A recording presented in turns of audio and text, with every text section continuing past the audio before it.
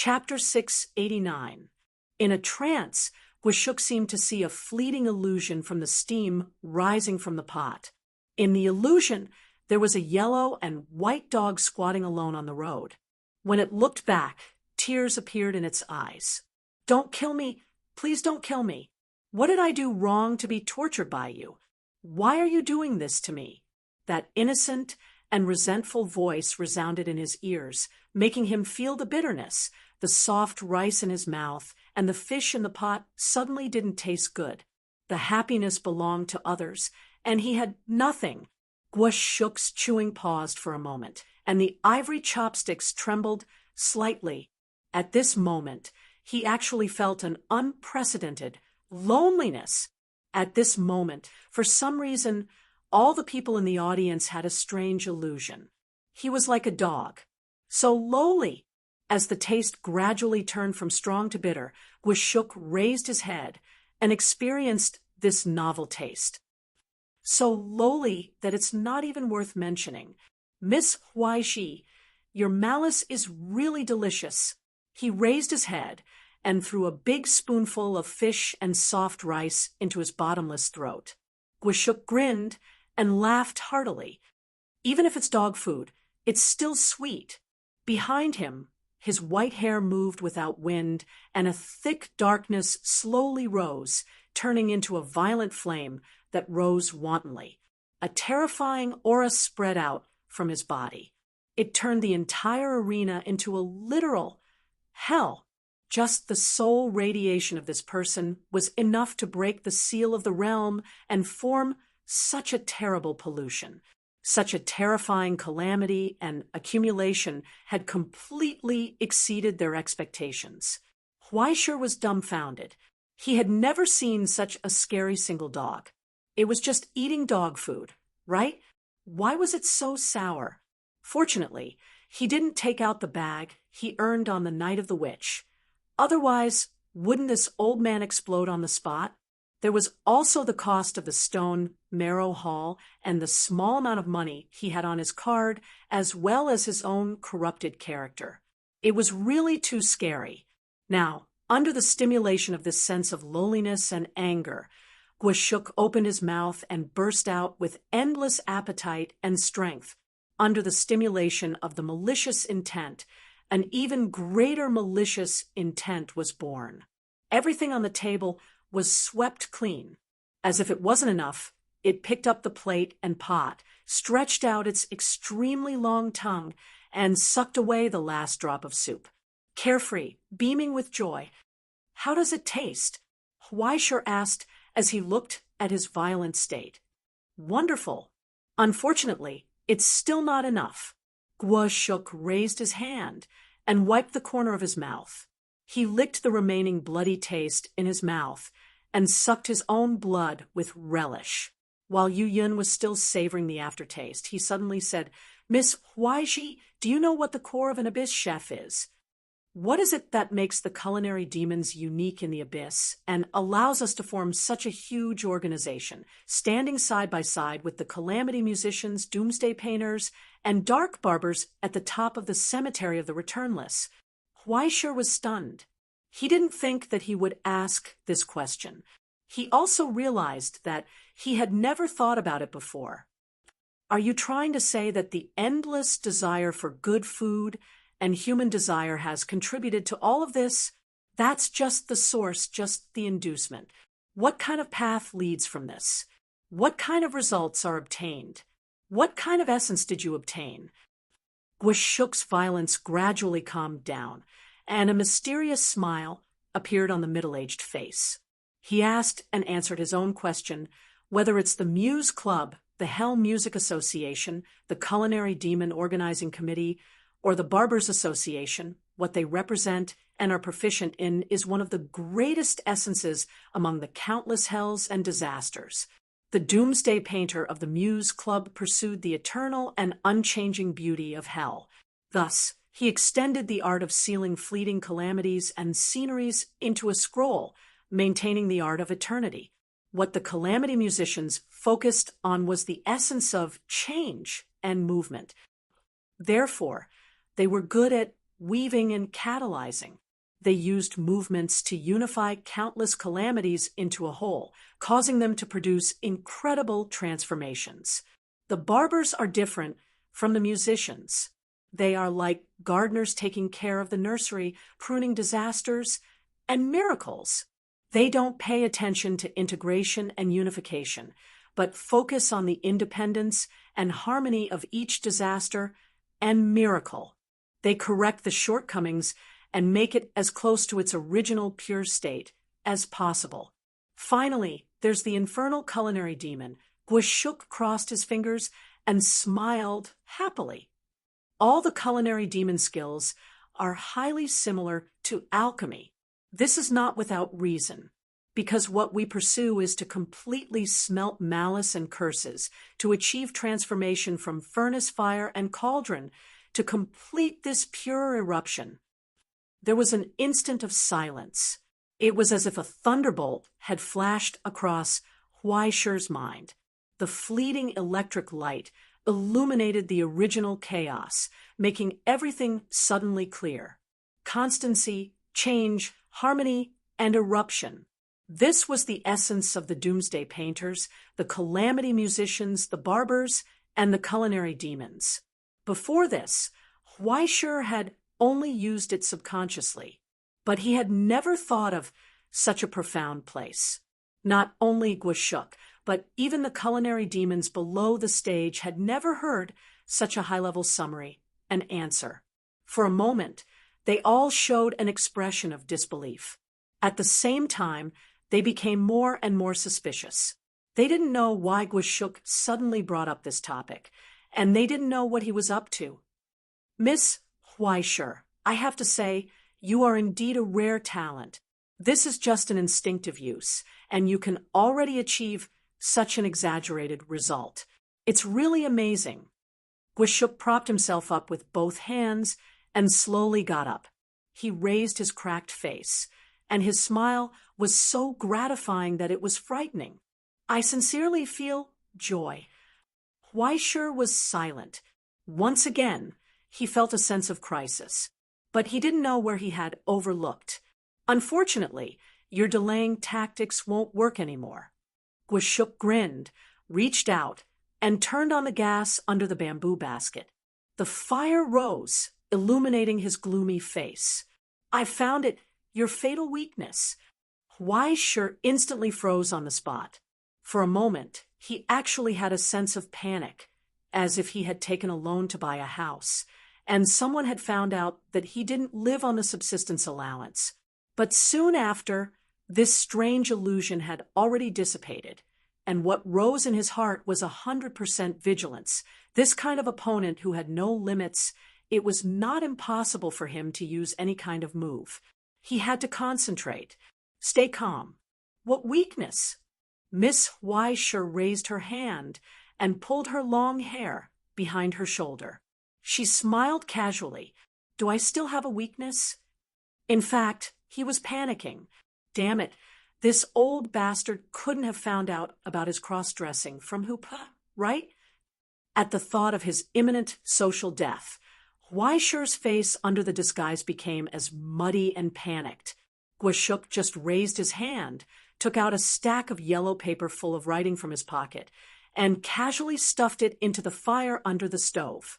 The sacred and austere handwriting instantly burned with the yellow paper, leaving no ashes behind. It was as if the handwriting had reached the sky along with the burning flames. In an instant, Huaishir frowned. He didn't know what it was. You've heard of it, right, Miss Huaishir? Gwashuk said with a smile. This is the authentic handwriting I took from the Dongsha Museum before I left. It's also one of the necessary prerequisites for the next work. It's like officially reporting to the heavens that you're an enemy. From your personality, behavior, and even your past history are all negated and degraded. It's calculated to find every weakness and opportunity you can take advantage of, magnifying and distorting them. But in the end, it's just to accuse you of a crime and find a justification for killing you next. Gwashuk said calmly, Here, we're just going through the process to show our solemnity.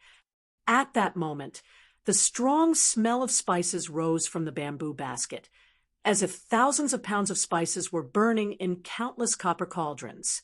An extremely luxurious and solemn atmosphere spread out. What followed was an indescribable majestic presence and a deep temptation. In the deepest part of the bamboo basket, something was slowly brewing, completing the final step of the process. As the bamboo basket was opened, a bright golden light burst out from it. It was a pig's head. Sure enough, Huaishi's pupils contracted, and his heart sank to the bottom. Such a formal ceremony was no longer within the scope of the Shaolin prison. It was probably what he had always been most afraid of. Prison. At that moment, Guishuk put his palms together and made a crisp sound, breaking the dead silence on the field. "Please, Miss Huaishi," he said, "this is today's first dish. Special pig." "Is it really prison?" Huaishi asked seriously. "Of course. The cow is the first, the sheep is the second, and the pig is the third. Today, in order to defeat you, there are only these 3 dishes." Guishuk laughed strangely. "In other words, if you're still safe and sound after eating, it's my loss." Just like how he had provoked many cookery demons, he set down a decisive rule that was unfavorable to himself without any hesitation. In other words, he had full confidence. Within these 3 dishes, he would completely defeat Huaishi. "I'm afraid this is not just special pig, right?" Huaishi closed his eyes and carefully sniffed the smell in the air. From the solemn and heavy fragrance, he distinguished a different smell. It was the smell of alcohol. The smell of alcohol. "Yes, I used alcohol." Guishuk's hands did not stop, and he prepared the next dipping sauces for Huaishi. After all, it's an old dish. In the Zhou dynasty, there wasn't even oil, chicken essence, and chili. The taste must not be very good. Today, it must be changed to adapt to the times. "I'm afraid it's not just that." Huaishi sneered. That wisp of alcohol fragrance was the most important thing, the most threatening thing. From it, Huaishi actually distinguished the faintly discernible smell of plants. The moment he picked up his chopsticks, the alcohol fragrance became clearer, lingering at the tip of his nose and in his soul, quickly spreading. What kind of alcohol was this? Huaishi could not tell. "Brassica." Guishuk smiled happily, watching the movement of picking up his chopsticks, and whispered softly, "This is a peerless wine purified by brassica." In that instant, Huaishi saw it. It was not a perilous peak, nor was it a cliff, nor was it a snake, insect, tiger, or leopard. At this moment, what appeared in front of him was a bright golden light. There was no obstruction. What he saw was a great path to the heavens, a smooth path.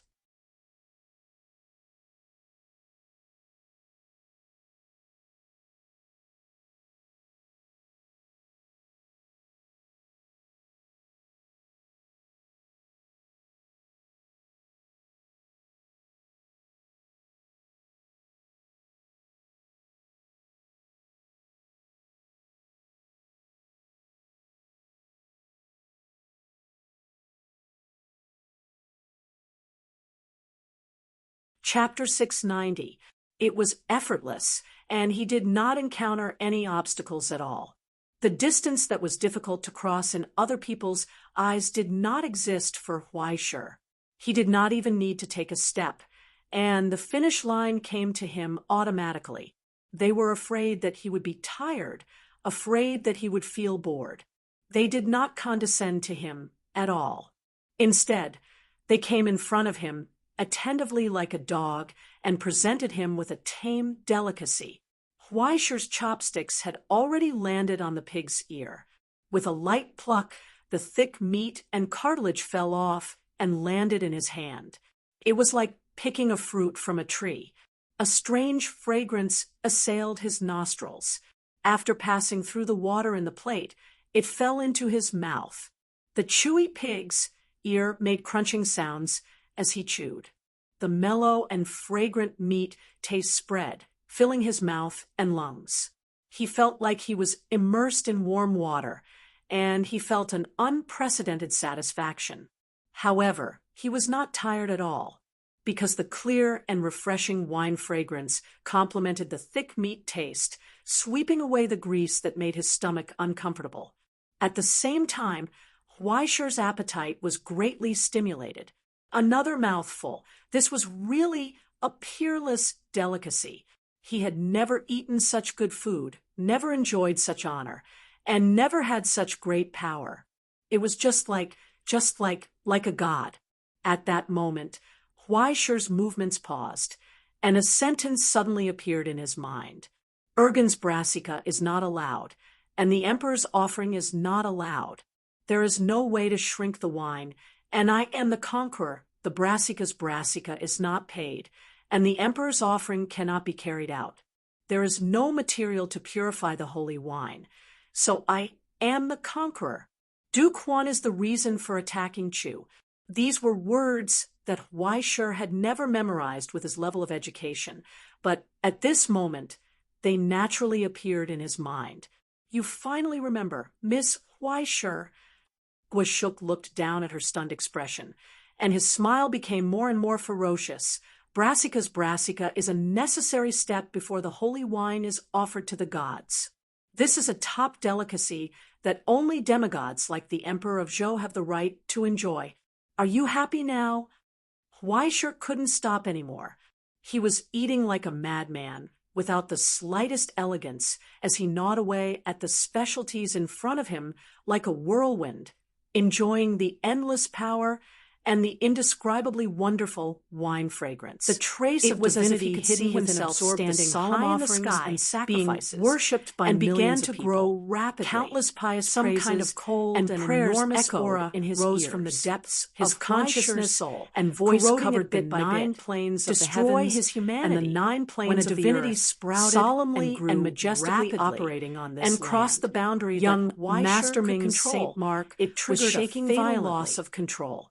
It began to turn around and dilute Huaishi's soul and consciousness, eating away at humanity, bit by bit, turning him into the afterimage of a god. Just like how an excessively large disaster would make people freeze, this divinity that was too heavy and beyond the limits of Huaishi's control was about to crush him. Have you finally realized? Guashuk's fingers tapped on the table, looking at Huaishi, who was struggling. He smiled and told him word by word. Miss Huaishi, from the first time I saw you, I realized how pure a miracle is hidden in your soul. That strand of precious light was like the sun. To the cooking demon of the Iya faction, you are the one who is truly a rare talent. Speaking up to here, the cooking demon who liked to use people as ingredients the most opened his eyes wide, unable to hide his excitement. The grand prison is nothing at all. You are the work that I have spent so much effort to complete. In the deathly silent arena, apart from Huaishi's labored breathing, there was no other noise. It wasn't until now that the truth had been revealed that the sinister scheme hidden beneath this match was finally revealed. At this moment, the two sides in the duel. One wanted to break the balance in his opponent's body at all costs, causing the disaster to backfire and make him fall into hell. The other person, on the other hand, wanted to put his opponent on the altar. For humans, there was no difference between these two results. Becoming a demon or a god, completely freezing or completely evaporating was no different to a human's soul. It was an unstoppable mutation. It also represented the tragic future of losing oneself and becoming a walking corpse. Huaishi was very clear about this, but he couldn't stop at all. Instead, he sped up.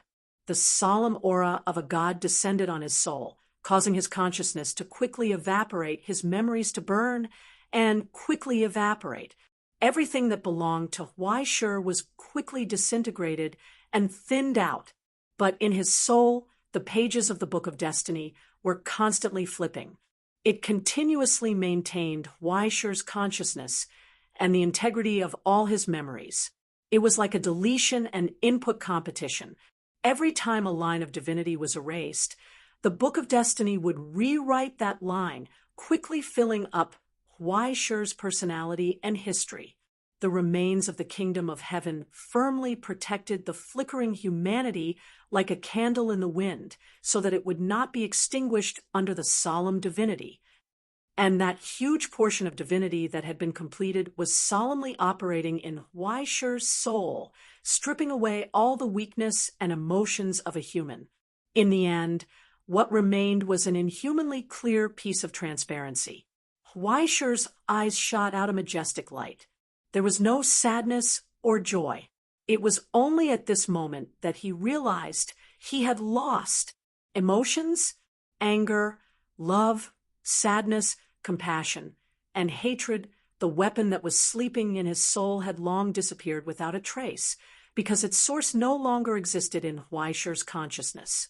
At this moment, he had been sublimated into a demigod who looked down on the mortal world. Even if it was just the moon in the mirror, a flower in the water, a prosperous bubble. In front of him, Guishuk smiled benevolently, put his hands together, and offered his own praise and prayers. It was as if he sincerely hoped that Huaishi would be fine. "Soon you will be completed, Miss Huaishi." He was full of hope and expectation, and said gently, "When the time comes, I will offer you offerings." But no matter how gentle his face was, it could not hide the malevolent malice that almost filled the whole hell under that smile. Pleasure, indescribable pleasure, schadenfreude, adding insult to injury, backstabbing, rumors, betrayal, murder, deceit, all the original darkness of human nature seemed to appear in his dark eyes at this moment, burning vigorously. He said, "Next, it's your turn." Huaishi felt unprecedentedly sober. It was as if he had drunk Crow's medicine of regret. He entered a state of mind that was even more mechanized than that, calmly facing everything in front of him. He endured the endless devouring of divinity in the depths of his soul, but it did not matter at all. Even if even the impulse of desire had disappeared, there would be no change in the predetermined plan. He knew that he was walking step by step on the road to victory, since he had suffered an unexpected heavy blow. Then in the next round, he would turn the tables around. This round of defeat was definitely not in vain, but through the test, he had obtained valuable information from his opponent. Huaishi stared at the opponent in front of him and asked calmly, "Guishuk, you are afraid of loneliness, right?" Yes, I am very afraid." Guishuk nodded and did not hide anything. "I'm afraid that my skills will be buried in the dust, and I'm even more afraid that I will be forgotten. At my age, I should be able to see through everything, but I'm unexpectedly sinful." The man bathed in the shadow of the abyss opened his mouth, revealing sharp teeth and a twisted smile. "Miss Huaishi, in order to attract attention, in order to prove my strength, in order to make myself a little less lonely, I will do anything to be able to detect this. Your arrogant words are indeed not without purpose. Then what is the next dish? Where did you get the recipe from? What kind of malice did you put into it? And what kind of results will it produce? The next dish, let me think. Let me have something with enough heat." Huaishi rolled up his sleeves and said calmly, "Give me something that can make people excited." Just like that, a barrel full of fuel was poured into the frying pan. The silver-white liquid was like mercury, so smooth that it could illuminate any detail on the face. In the cold light of the metal, it was impossible to see how much terrifying heat was brewing. It was the metal fuel that had been modified and upgraded by the Grandmaster. The wrath of Ramses that had been reborn. Every drop was a vicious liquid fuel that could burn through bone marrow, once contaminated. The heat contained in the frying pan was enough for a fighter jet to rise into the sky and carry out an attack, sweep, and cruise for a very long time.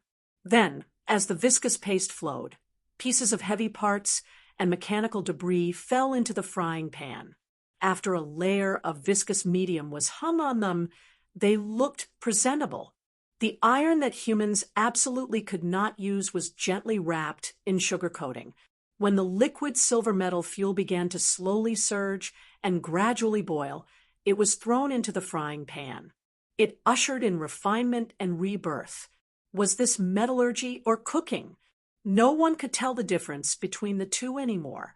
But when the screeching sound of metal rang out, the stunned Jiu Zhijin gritted his teeth in humiliation. His eyes widened as he stared unblinkingly at the desolate illusion rising from the frying pan. He didn't want to admit it, but he had no choice. This was an industrial cuisine that had already surpassed his own level and entered a completely new stage, a completely new realm, and a completely new path. Within the cold light, a deathly silent illusion of hell slowly appeared. After thousands of years of decline, the twilight village once again revealed its crazed outline, infusing the essence of hell into this disaster cuisine. Guashuk's eyes were illuminated by the light, as if they were sparkling. Wonderful, wonderful! Such a state of depravity is truly intoxicating. He carefully observed Huai Shi's appearance and asked with a smile, "But it's just an empty shell, right? Now that you've lost all your emotions, how can you use the techniques you're most proficient at and give your origin substance and will to a soul?" What would happen if he lost his emotions? Wasn't that very simple? In that instant, the corners of Huai Shi's mouth seemed to twitch, and a faint smile appeared on his face. As long as he could recreate his emotions, wouldn't it be fine? Chapter 691. At this moment, in front of everyone's eyes, Huai Shi reached out and put his right arm, which was wearing a heat-insulating glove, into the boiling oil pot. The red-hot molten iron and the surging metal fuel swallowed his forearm. The terrifying high temperature, which was comparable to that of a furnace, could not destroy Tongyi's specially made gloves, nor could it burn Huai Shi's metallized right arm. Instead, it provided him with endless heat and steel, waiting for him to come. The moment the hand of confinement was unfolded, the casting began. Under the erosion of divinity, the human nature that had become completely transparent was operating. Huai Shi's soul was slowly surging, brewing, and continuously injecting the source substance into the furnace of his arm. Awakening the alchemy fire, he began to forge tens of thousands of times. This had been done tens of thousands of times, and the process was completely imprinted into his instinct. Even if he could no longer feel the emotion of anger, the pure reaction was still engraved in his body, and the sacred mark. It still remained in the records of the hand of confinement and the alchemy fire. He only needed to repeat the order step by step. He failed once, then a second time, a third time. In a short period of time, he repeated dozens of times, and then, after all, thousands of times of exploration. Like turning a key, the engine ignited, ignited, ignited, ignited. It repeated endlessly, digging out the remaining traces in the records again and again, until the roaring sound came from the casting furnace. The engine finally started. Huai Shi's eyes lit up. The breakthrough from nothing to something was completed in an instant. Something was clenched tightly by the 5 contracted fingers. The first thing that appeared was the outline of the heavy axe blade. The anger stripped from the soul turned into steel, growing little by little in his hand. Then the anger spread, infecting Huai Shi's consciousness in reverse. He was going to return the anger that had originally come from him to him. The phantom pain of the axe slashing burst forth. The pain of shattering came from the depths of the soul. Huai Shi's vision turned black, and blood suddenly flowed out of his mouth and nose. The abnormal blood, with a bright golden color, rose from the air, glowing with a misty light. It illuminated Huai Shi's raised face, and that pair of bloodshot eyes that were filled with anger. At this moment, the axe of killing intent in Huaishi's hand condensed once more, returning with fury. After that, it was sorrow followed by compassion, pain, and even virtue. Finally, it was the curse and hatred offered by the crows. Compared to the noble spirit of the gods, this crystallization produced by humans was so weak and insignificant. But this time, when it returned, it wedged itself firmly into the soul, not allowing the noble spirit of the gods to spread again, forming a sealing cage. With great difficulty, Huaishi's human nature welcomed her return. The altar that had been raised high in the air stopped rising. When that pair of eyes looked up again, the liveliness and joy of the past appeared once more. Now, under his hands, the disasters and records of the Twilight Village were being transformed continuously, injecting massive amounts of despair and endless pain into this narrow dish. From the shell of nothingness between iron and fire, a new hell was constructed. It was not as difficult as he had imagined in the past. It even felt like flowing water. He was familiar with it, and without any pressure, he sprinkled out this inspiration and put it into practice in his hands. This was the crystallization of hell that only the creator and the imprisoned hand could complete. It was enough to occupy a new height among the industrial cooking demons. There was a round of applause of admiration, not only below the stage, but also from the stage. The person who seemed to be happier than Huaishi Guoshuk. At this moment, he was full of gratitude and praised the essence of disaster created by Huaishi. You must be happy at this moment, Miss Huaishi. He looked at Huaishi's appearance and murmured with gratification, "You must be able to understand the joy that belongs to the cooking demons at this moment, right? Just like farming, choosing the time carefully, paying attention to malice, adjusting disasters, and finally growing fruits from hell. Have you ever experienced this excitement and sense of fulfillment?" In the midst of cooking, Huaishi was unaware and did not hear Guoshuk's exclamation at all. However, on Huaishi's plain face, the corners of his mouth had already curled up slightly. He was smiling. When he was fully focused on cooking, this indescribable sense of fulfillment and gratification spontaneously arose. He was creating something. He was stepping into a new world, moving forward step by step alone. You're growing, Miss Huaishi. At this moment, you're like the rising sun, incomparably dazzling and rapid growth. The old man's eyes shone with excitement. "I can see that you can't hide from me. You're taking big strides forward on this path that belongs to us." That's right, as if running, as if flying. No, it was faster than that, and more glorious than that. In this pair of pitch-black eyes filled with the projection of the abyss, a blazing light that slowly rose into the sky was reflected. It almost illuminated him. It dispelled his loneliness. He laughed, clapped, and prayed for her with anticipation from the bottom of his heart. "Please hurry up, Miss Huaishi. A little faster. Now, you're about to step into the realm where you can be my enemy." What responded to him was a loud, sorrowful cry.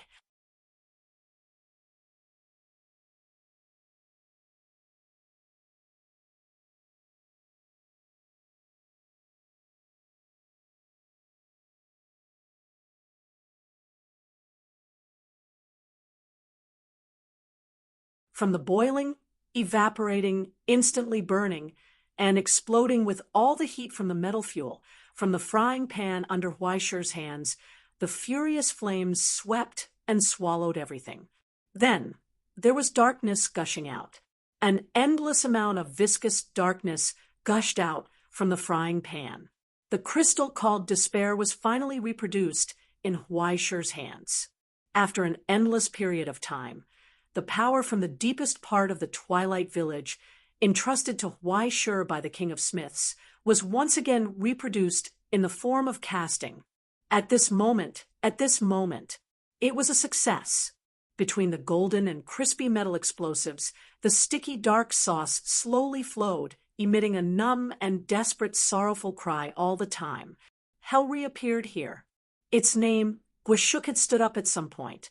His whole body was lying on the cooking table, and he leaned closer to look at it. Staring at the bitterness on the plate, he couldn't help but take a deep breath. It was a carefree moment. His eyes were already red. "What's its name, Miss Hwaisher? Please tell me. You can give it a name." Hwaisher rubbed her fingers nonchalantly. "I have no interest in dressing up the painful history. Any name would just be a blasphemy to this pain. Gwashuk, since you yearn for disaster so much, then feel the despair and pain as if it were your own.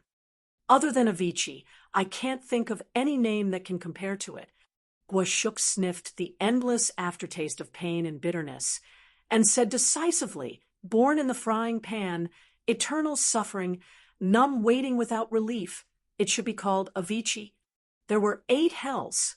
The first was waiting for life, the second was black rope, the third was pushing, the fourth was screaming, the fifth was great screaming, the sixth was burning, the seventh was great burning, the eighth was Avicii. Avicii was Avicii. In the monk's view, there was no place in the world more terrifying and dark than Avicii. Only those who had committed heinous sins would fall into such a place after death. Their frozen souls would be eternally tormented by endless evil thoughts. Now, Avicii came in front of Gwashuk. It opened the door and waited quietly. There was no need for any urging. Under everyone's witness, Gwashuk rolled up his sleeves, straightened his collar, and sat upright. Then he picked up the red-hot iron box in front of him, picked up a piece of steel dipped in despair with ivory chopsticks, opened his mouth, and swallowed it into his stomach with a crisp sound. Gulp. It didn't hurt his teeth as he imagined, and there wasn't even any hard texture. The extremely thin and brittle steel cracked between his lips and teeth, like chocolate chips, bringing an indescribable sweetness and beauty. At that moment, a sharp whistling sound burst out. Gwashuk's arm trembled for a moment. On his neck, a huge gap appeared out of thin air, as if he was hit by an invisible axe. The flesh on the wound rolled, and the bones were exposed.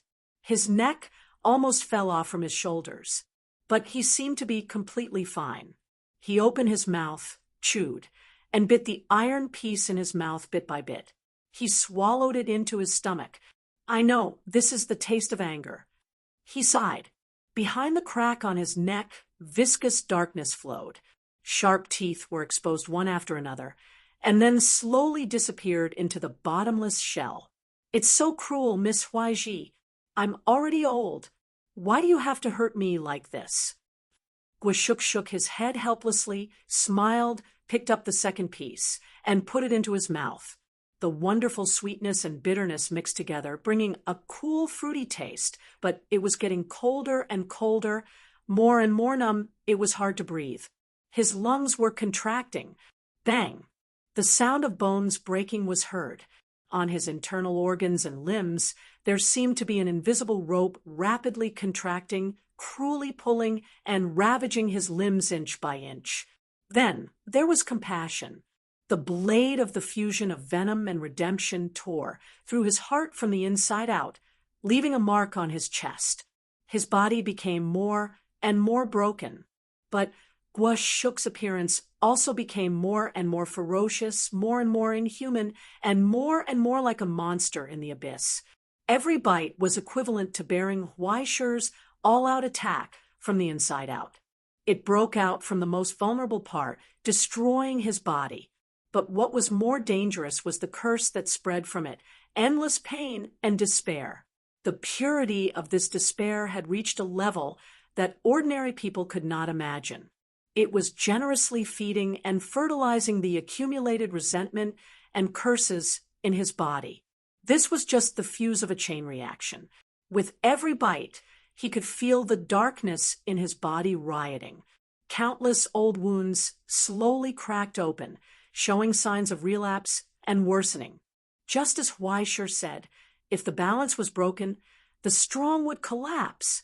When the poison entangled the soul, the balance of the body was broken.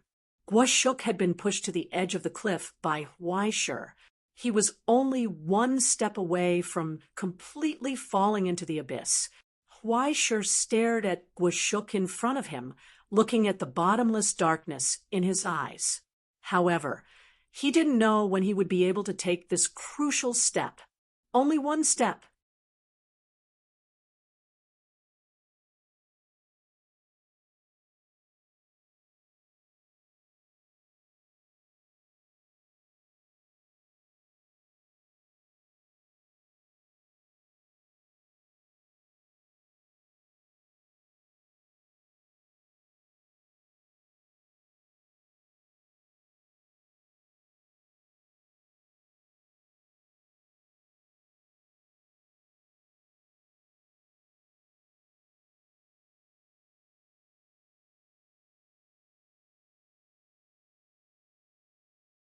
Chapter 692. Yes, that's right, he was so close.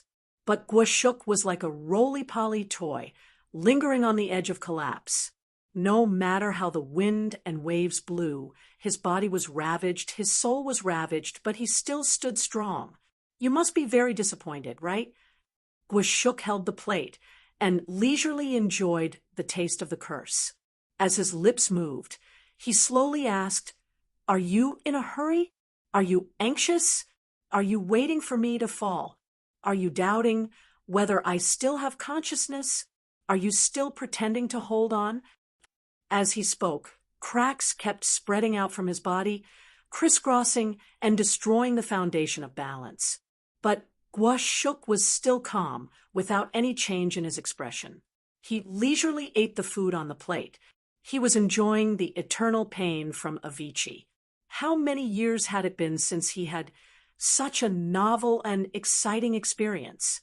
Not only were there cuts and wounds on his body, but there was also the bitterness spreading from the tip of his tongue and the sweetness that was like an illusion. Guoshuk truly tasted the taste of the curse. It was so touching.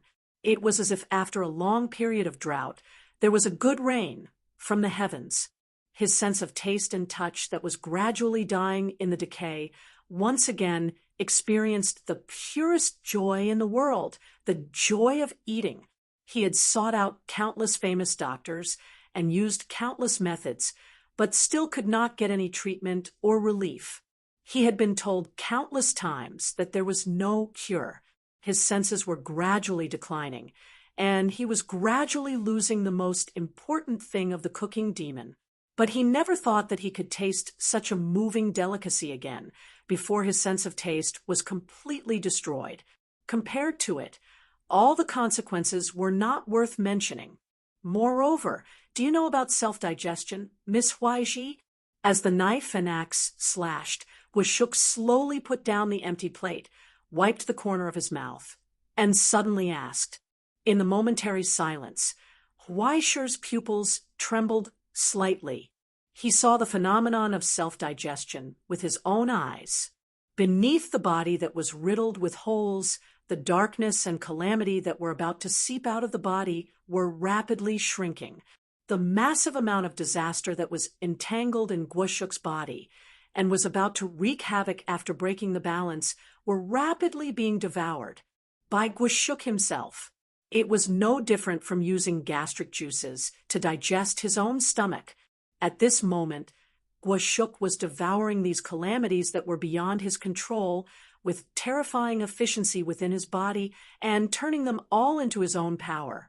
It was as if Guoshuk was the true ruler compared to these terrifying creatures. Even though the already abnormal solidification index rose again, it still did not cross the final boundary. It was stuck at the edge of the cliff. This step was like the difference between heaven and earth. "You failed again, Miss Huaiji." Guoshuk smiled sympathetically. He raised his finger and gestured her tiny distance to success. "Just a little bit, a little bit. You need to work harder." Huaishur sneered. "But before that, you have to taste the second path first, right?" Of course. Guashuk solemnly put his palms together and offered a prayer to the pure and glorious divinity in front of him. Then he removed the seal and summoned the calamity. Then he presented the noble sheep's head in the soup pot, which was shrouded in thick fragrance and mist. I will enjoy myself, I will protect the sheep and cows, and I will protect the heavens. The ceremony is the ceremony of King Wen of Xingwen. King Wen of Yi of Xingwen, I will reward you. I fear the might of the heavens all day and night, and I will protect you, the great heavens and gods. We will offer cows and sheep, imitating the ceremony of King Wen of Xingwen. We will revere you all day and night, or we will not dare to forget. Just like that, he hummed the ballad from the Dao. Guishuk lowered his head and stared at the sheep's head surrounded by the thick soup and fresh fragrance. This was the essence of the Zhou rites. It was also the boundary between gods and humans. Only the great existence between gods and humans, the descendants of gods, were worthy of such noble sacrifice and worship. It's time to test your structure and tolerance, Miss Huaiji, Guashuk said. If the previous special ceremony represented the power and position of the human world, then this is the honor that only the demigods who run the four seas and push the stars can obtain. Those who cannot establish a great achievement cannot enjoy it. Sounds good. Huaishir took a deep breath, picked up the chopsticks, and poked the sheep's head in the soup pot in front of him. Beside his ears, countless praises and respectful voices sounded again. In an instant, the dormant divinity was awakened again. Through the seal of the soul equipment, it operated solemnly and brazenly broke through that layer of boundary. There was no pause or obstruction. Huaishir held this great achievement in his hands.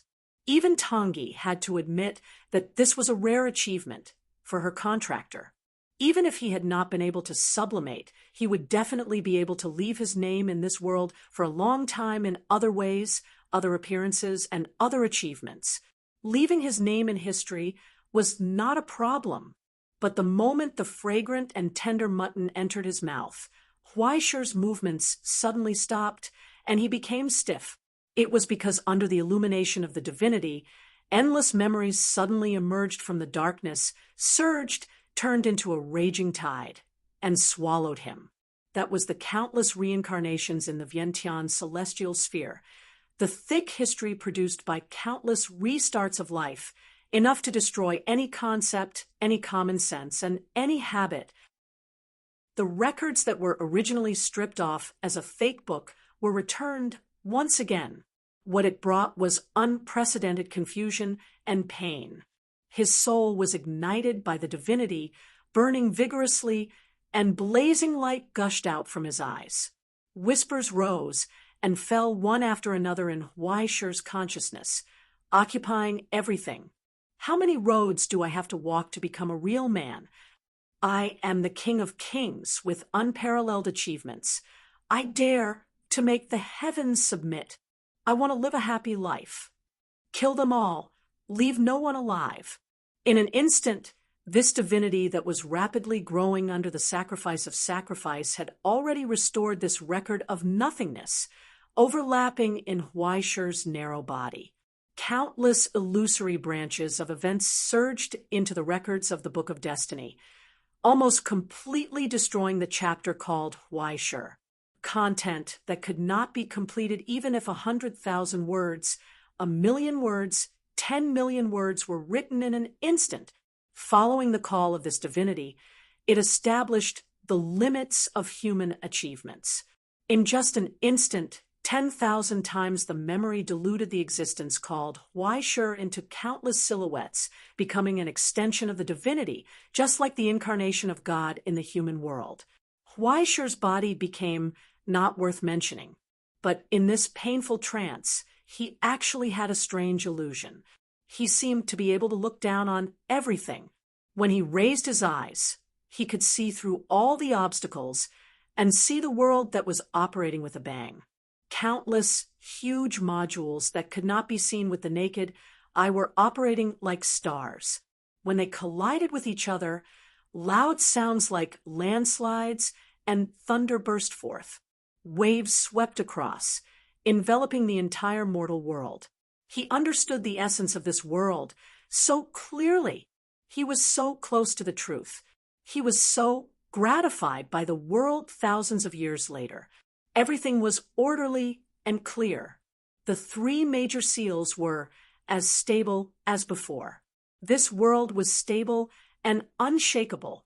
How beautiful! He was attracted by the divinity and once again began to climb unconsciously until another voice sounded in his ears. You can't go any further. Someone intimately wrapped her arms around his neck from behind. Her arms were fair and slender. When she raised her eyes, there was a mischievous smile on her face. You're still young. Why, sure. It's still too early to understand the affairs of adults.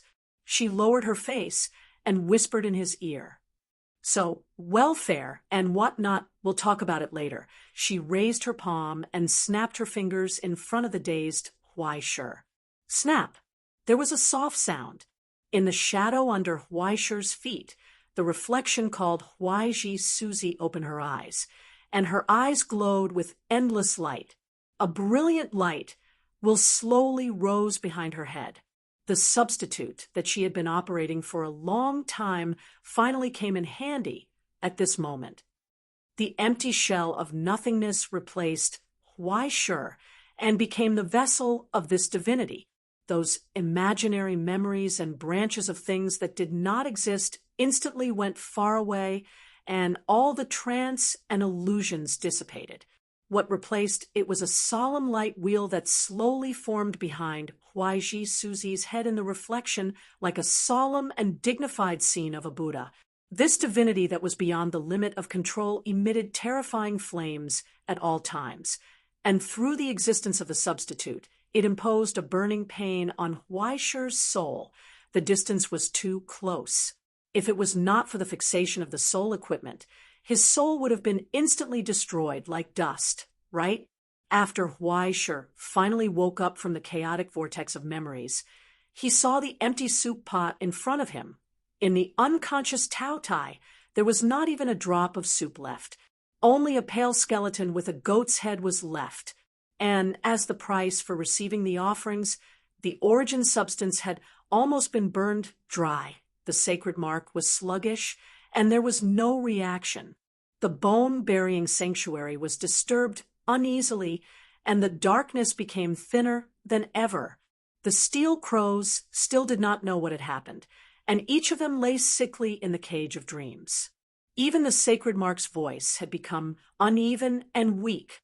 Fortunately, there was still the barrier and protection of the cage of dreams. They did not have Why Sure's resistance to divinity, and even a slight diversion would almost completely purify them. He could feel how dangerous his current situation was. If it was not for the substitute Why Ji Suzy, he would have lost all consciousness long ago. After the primary and secondary were reversed, he would have become an extension of this divinity. Soul, sacred mark, body, and even a large group. Now, Why Sure had been pushed to the edge of a cliff by Guashuk. He was only one step away from death. You must be very disappointed, right? When he raised his head again, Why Sure looked at Guashuk, smiled, and returned the same words. Finally, an unprecedented look of astonishment could be seen in that pair of pitch-black eyes. His hands that were about to put together stiffened in the air for a moment, and he was unable to offer a sincere salute to his most perfect creation. Guashuk was stunned in place. The plan had gone wrong, and the expectations had deviated. It was completely different from what he had imagined. The domain of the junior prison had been broken, and now Why Sure had officially stepped into the domain of the grand prison. There was only one last challenge left. But no matter what, it was hard to understand how Why Sure could maintain his humanity in front of the grand prison that had been passed down for thousands of years. How could a level 3 ascendant maintain himself under the operation of such a huge amount of divinity? Everything was too illogical. It was extremely abnormal. At the same time, it also made him extremely excited. It was as if he had witnessed the Kuan Pung break through the sea and rise with the wind. His excitement was indescribable at that moment. In front of the two completely different cliffs, the two people wrestling with each other caught a glimpse of the blazing flames in each other's eyes. The final round was about to begin.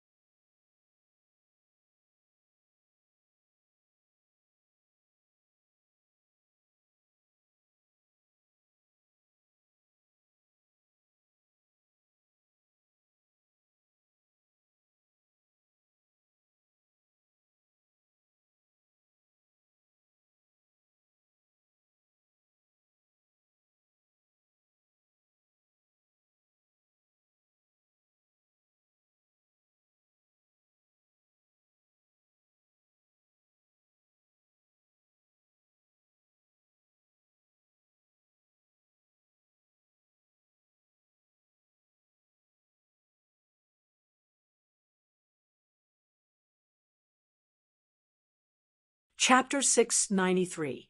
At this moment, the arena was dead silent. Everyone held their breaths and stared at the two people on the stage. Who would have the last laugh when they were at the end of their rope? Can you still move, Miss Huaixi? Guishuk asked first, examining Huaishi's pale face. Can you still stand up? Do you still have the confidence to win? Of course, Huaishi replied with the words of the past. Who would be fooled by your strong appearance? Even if you are strong on the outside but weak on the inside, you are still the same, right? Guishuk shook his head in understanding. The battle between the chef and demon is very cruel, Miss Huaixi. Even if you know my weakness and successfully force me to the weakest point, do you still have the strength to make dishes? Do you still have enough strength to defeat me? It was just as he said. Huaishi had reached his limit. After making 2 dishes that exceeded his standard and being suppressed and eroded by 2 Daos, the divinity of his young arbiter of life had swelled to the verge of collapse. If he didn't find a chance to rest and wait for this baseless miracle to gradually dissipate, Huaishi's ego would probably be dissolved by the divinity represented by Huaixi and completely disappear from this world. The cruelty of the battle between the chef and demon lay in this. When you saw the hope of the end, you might have already exhausted your strength in the long run and be unable to cross the final cruel distance. He quietly fell into the darkness. But the premise of this assumption was that Huaishe really exhausted his strength and couldn't get up again, falling in front of the end. He had waited for so long, racked his brains, and put in so much effort. Wasn't it just for the moment, when he was closest to victory? How could it end here? At that moment, Miss Huaizhi raised her eyes, and her smile became playful and happy. "It doesn't matter," she said. "I don't need to do anything anymore." Because the final dish had already been placed on the stove when the competition had just started. At this moment, behind Huaishe, on the cooking table, there was a pot of water that had been added since the start of the competition. It was simmering over the fire, and a low boiling sound could be heard. Hot steam slowly rose from the pot lid and filled the air. However, there wasn't any expected aroma. It was plain and moist, filling the tip of his nose. Everyone's spirits were lifted, and their curiosity was piqued. The final product was completed. This was Huaishe's plan from the very beginning. He hit in Guoshuk's blind spot and finally delivered a fatal blow to the enemy. The last straw was enough to break the camel's back. Everything that happened before was just for this moment. This time, when Huaishe propped himself up and lifted the lid of the pot, no glaring light gushed out from within. Only the moist heat brought about waves of subtle warmth. There wasn't the slightest hint of smell, nor was there the slightest hint of mysticism. It was just a pot of boiling water. Everyone subconsciously stood up and looked carefully. However, no matter how they looked, they could only come to one conclusion. There were no condiments, no processing, and no changes. It was like a pot of boiled water. Now, the water in the pot was almost boiled. There was only a large bowl left. When it was poured into the bowl in front of Guoshuk, his cracked face revealed an indescribable blankness and dullness. Immediately, he felt an unprecedented absurdity. "What is this?" Guoshuk's shoulders shook. He laughed, revealing his broken teeth. "Is your so-called fatal blow this pot of boiled water? No, you can also say it's this old man's favorite boiled cabbage." "Sorry, there's no cabbage in the ingredients." Huaishe reached out and picked up the soup dumpling that was still emitting a scalding heat from the bottom of the pot. He weighed it in his hand and threw it on the table. A crisp and heavy sound was heard. It was like heavy objects colliding. The soup dumpling filter bag's opening was disconnected, and the hidden materials inside rolled out. They had beautiful or simple textures, rolling on the smooth table, revealing their appearance. Stones. "See?" Huaishe smiled. "At best, it's just a few stones. Don't take it to heart." This was the decisive dish of Huaishe Suzi. Stones and boiled water, a pot of soup made of stones. In the long silence, Guoshuk did not speak. He did not even show any displeasure or anger. He just reached out and picked up the bowl of boiling water that had boiled stones. He sniffed the heat carefully, and the omen of uneasiness in his heart became stronger and stronger. "I'm afraid it's not just stones, right?" He stared at the hot water in the bowl. His dark pupils contracted slightly, and his expression became meaningful. "Drinking more boiled water is good for the body, isn't it?" Huaishe sat opposite him, stared into his eyes, and told him solemnly, "Guoshuk, this is the last work I've made for you. Now, it's your turn." Guoshuk lowered his eyes and did not hesitate anymore. He picked up the bowl and swallowed the hot water in it, not afraid of the scalding temperature. But what was surprising was that the hot water, which had just boiled not long ago, did not seem hot at all after entering the mouth, nor was it ice cold. Instead, it had a comfortable warmth. The curling heat spread from the mouth to the nasal cavity, and the breathing was smooth in an instant. He felt refreshed. However, the taste was exactly the same as he had expected. It was bland and tasteless. It was clearly just a bowl of boiling water. How could there be any other taste? But when he swallowed it for the second time, a strange taste emerged from the bland taste. It was a little bit, but the taste was too thin to distinguish. It just felt so familiar. Was it the taste of stones? Was it the taste of boiling water? Or was it something else? He paused for a moment to distinguish carefully, but he could not find the origin of the taste between the slight bitterness of the stones and the blandness of the boiling water. It was as if the taste came from himself. It is said that a long, long time ago, on the opposite side of the kitchen table, Huaishur picked up the stone used for stewing soup on the table and examined the fine lines on it. She softly said, "An old monk brought 3 young monks to a small town. The old monk's name was Zhao Kong, and the young monk's name was Fu Lushou. They crossed the mountains and came here. They were hungry, thirsty, and hungry, but everyone in the town closed their doors. It was cold and bleak, and no one was willing to give alms. Then the old monk said to the young monk, 'Go and tell these kind people that we are newcomers and have nothing. We can only cook a pot of stone soup as a gift for everyone.' Everyone was very curious about how Stone was going to cook the soup, so everyone crowded around the place. They saw the old monk light the firewood, throw the stone into the water jar, and boil the water. Huaishur's gaze rose from the stone and fell on Guoshuk's face. At this time, the old monk said that it was a pity that there was no salt, otherwise the stone soup would be more delicious. At this time, some busybodies volunteered to take out their own salt. No one said anything. There was no need to say more about the plot of the story. If there was no salt, add salt. If there was no pepper, add pepper. If it felt better to have meat, why not throw it in? Everyone in the town contributed an insignificant portion to this pot of stone soup. In the end, everyone tasted a wonderful taste that had never been used before. "Stone has no value, Guoshuk," Huaishur announced in a low voice. "You have to put in the ingredients of this soup yourself. Now, please put in something that can defeat you into this empty stone soup. With the purest stone and water as the ingredients, after a long night of thinking, countless attempts and practice in the Book of Destiny, he finally completed this pot of pure stone soup.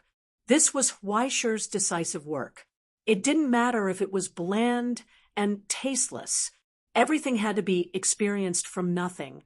After a long time of boiling, Huaishur had pushed the stone to the top of the mountain. As long as something was accidentally put in and broke the fragile balance, the stone would roll down from the top of the mountain with an unstoppable roar and smash everything. In the moment of curiosity, the following development was already determined. No matter what was put in, it would reach the destination that Huaishur had carefully set.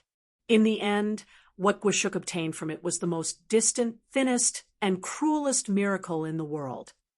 It was the thing that Huaishur had spent 18 years painstakingly pursuing, the thing that he had been searching for since he was born, but he still couldn't grasp and possess. The illusion of happiness. In the blink of an eye, the bland stone soup in his mouth was stained with the color of memories. At the edge of the cliff of hell, Guoshuk was unprecedentedly weak. He had lost the resistance to this guidance. The stone soup in his mouth was rapidly changing, becoming cold. In the end, it turned into an unexpected poison and slid down his throat. This familiar tingling and shock pulled him back along with time and fell into the deepest part of his memories. He returned to the time when he thought he was the closest to perfection and the most powerful. He returned to the day when he was completely defeated by his own student. The work that he was most proud of was mercilessly defeated by him, who had used all his skills from cold dishes to platters, from soup pots to roasts, from inside the game to outside the dish. When his most trusted student blew the horn of rebellion, he ushered in defeat when he was at his strongest. Since when did that child grow up to be an adult? He felt puzzled from the bottom of his heart. Since when did that child's means of game surpass his own? Was it because of aging, or was it because of his laziness? None of them were right. It was only because that child was stronger than he had imagined, That was all. At this moment, Gwashuk's fate as the cooking demon Iya ushered in the end. Now, the cooking demon, who had unknowingly turned from a teenager to a man, thought of Gwashuk, who was on the verge of death, and walked over step by step. He knelt on the ground, lowered his head, and bowed to him. He was grateful from the bottom of his heart. Thank you for taking care of me for so many years, teacher. Thank you for teaching me everything, and thank you for trusting me, he said softly, but I don't want to follow your arrangements and become the cooking demon anymore. When he raised his head, his eyes were filled with unprecedented vigor. He solemnly told the old man in front of him, other than cooking, because there are more important things to do in this world. Just looking at that naive expression, Gwashuk couldn't help but feel sad for him from the bottom of his heart, for his naivety, and also for his own weakness. Didn't he know that as long as he was alive, he would never be able to avoid the fate of being the cooking demon Iya? Stupid, too stupid. I will take revenge on you, at all costs. Idiot! He widened his eyes and used all his strength to angrily rebuke. Do you want people to know that you are a student of the evil Taoist like Gwashuk? Why? He asked angrily, why don't you kill me? In the long silence, only the sound of the rain outside the house could be heard. That man just knelt on the ground and looked at him quietly. His smile gradually became gentle. Do you still need to ask, teacher? He bent down and hugged the old man in front of him without any defense. Even if he was hiding his final attack, he had to tell him the answer. Because compared to cooking, compared to everything in this world, I respect and love you more. What kind of stupid words were that? It would only make people laugh. Are you really a student of mine? Are you really the cooking demon Iya? At that moment, countless dark and vicious words appeared in his mind along with anger. He couldn't use words to criticize his comical and laughable behavior, nor could he correct his students' naivety and stupidity. But now, at this moment, even just thinking about it, Gwashuk couldn't help but want to smile. Happiness. If there was a moment when he had obtained happiness, it must have been at that moment, right?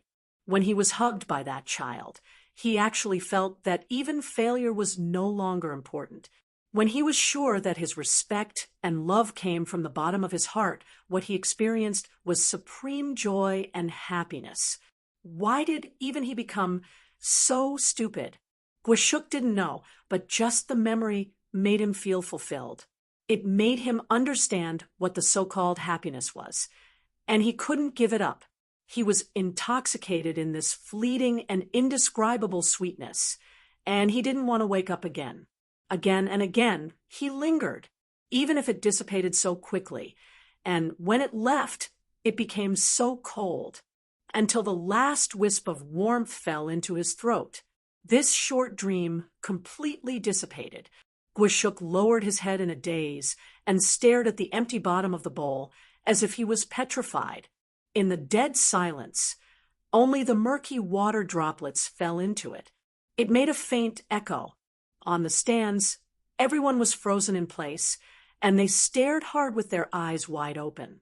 They couldn't believe what they saw, and they couldn't believe it until the stooped old man finally raised his face, revealing the embarrassing wet marks on his cheeks. Tears.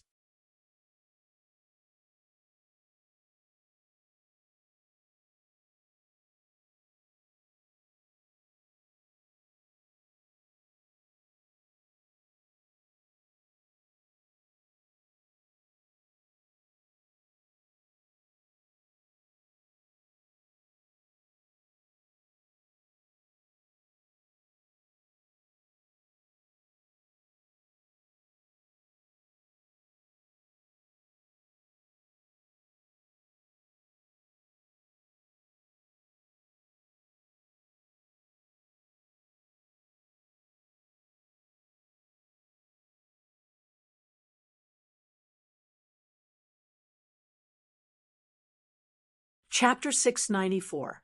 It was as if all of a sudden the sky had fallen and the earth had cracked. In this almost frozen air, everyone widened their eyes in horror, staring at the face that was streaked by tears. Murky tears fell from the cheeks, drop by drop, falling into the empty bowl. Gwashuk shed tears. Because of the departure of happiness, he cried bitterly, mourned, and wailed loudly. That happiness was too cruel, causing the darkness and calamity to freeze, shrinking and withering under the sorrow. In the dead silence, only the sound of shattering could be heard. From his face to his body, the cracks slowly spread. Those closed wounds ruptured again, and like cracked clay, they fell into the bottomless darkness. He was collapsing. After being defeated by this gentle happiness, the monster had no place to stay. He hid in the darkness with a sorrowful cry, dissipating with the darkness. On the face that was streaked by tears, the cracks spread and turned into dust. "Thank you, Miss Huaiji." Gwashuk raised his broken face and sincerely thanked her. Tears flowed down his face as he welcomed the arrival of the end. In the end, a mocking smile suddenly appeared on the decaying face. "But you don't think this is the end, do you?" In that instant, the decay and collapse came to an abrupt end. The withered darkness swept and gushed out, turning into a solemn crown that covered his mottled long hair, reflecting a gloomy light. It swallowed up all the glory.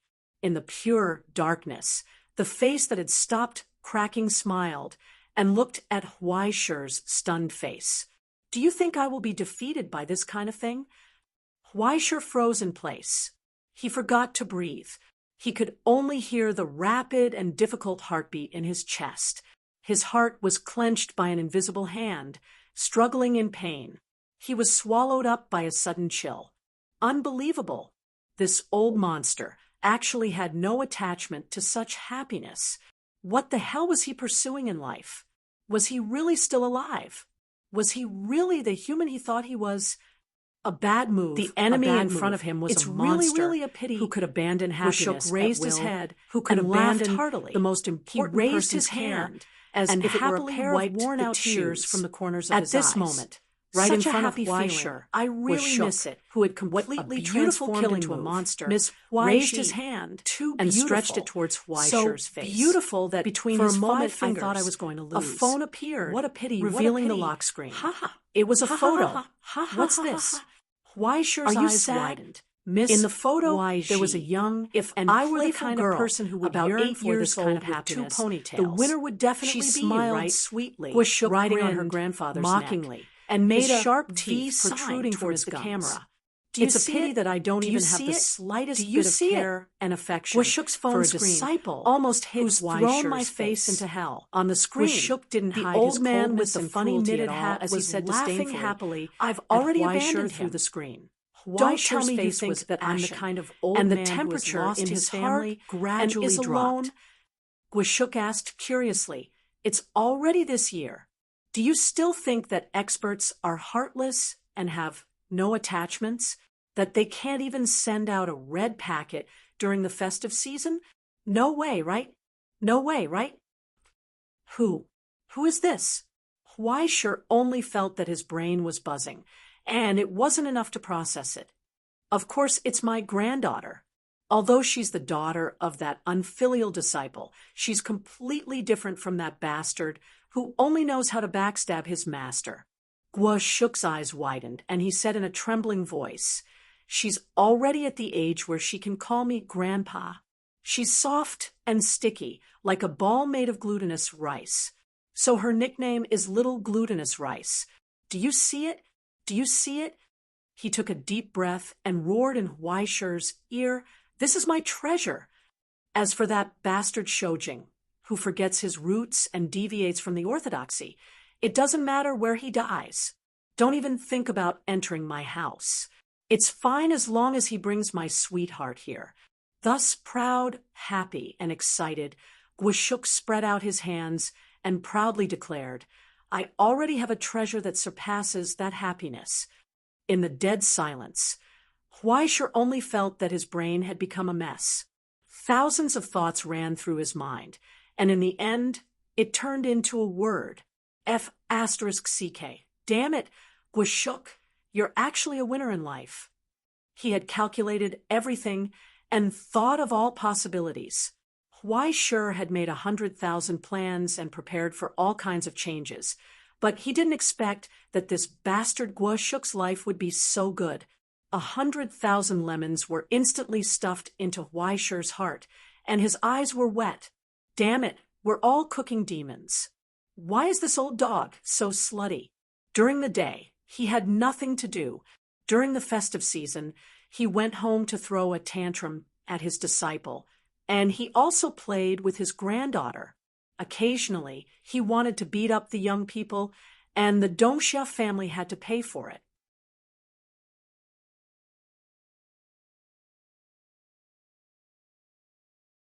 Huaisher's expression twitched, and he restrained himself with difficulty. He didn't want to kill this old dog with a knife. Aren't you angry? Don't you want to kill me? Guashuk lay on the table, turned his face, and looked up. He laughed strangely and enjoyed Huaisher's twitching expression. This old man is living a very good life. Below the stage, Hupa had already covered his face. He didn't want to see this old man's cruel scene of him showing off his dog. After finally showing off enough, Guashuk looked at that numb face that had nothing to live for. Finally, he put away his phone in satisfaction and looked up to the sky, laughing loudly. The older the ginger, the spicier it was. Young man, you're still too impulsive and don't know how to think. The knife isn't sharp and the horse is too thin. What do you have to fight with me? When the happy smile gradually disappeared, it finally revealed the dark malevolence of a cooking demon. Beside Guashuk, the bamboo basket on the fire trembled violently.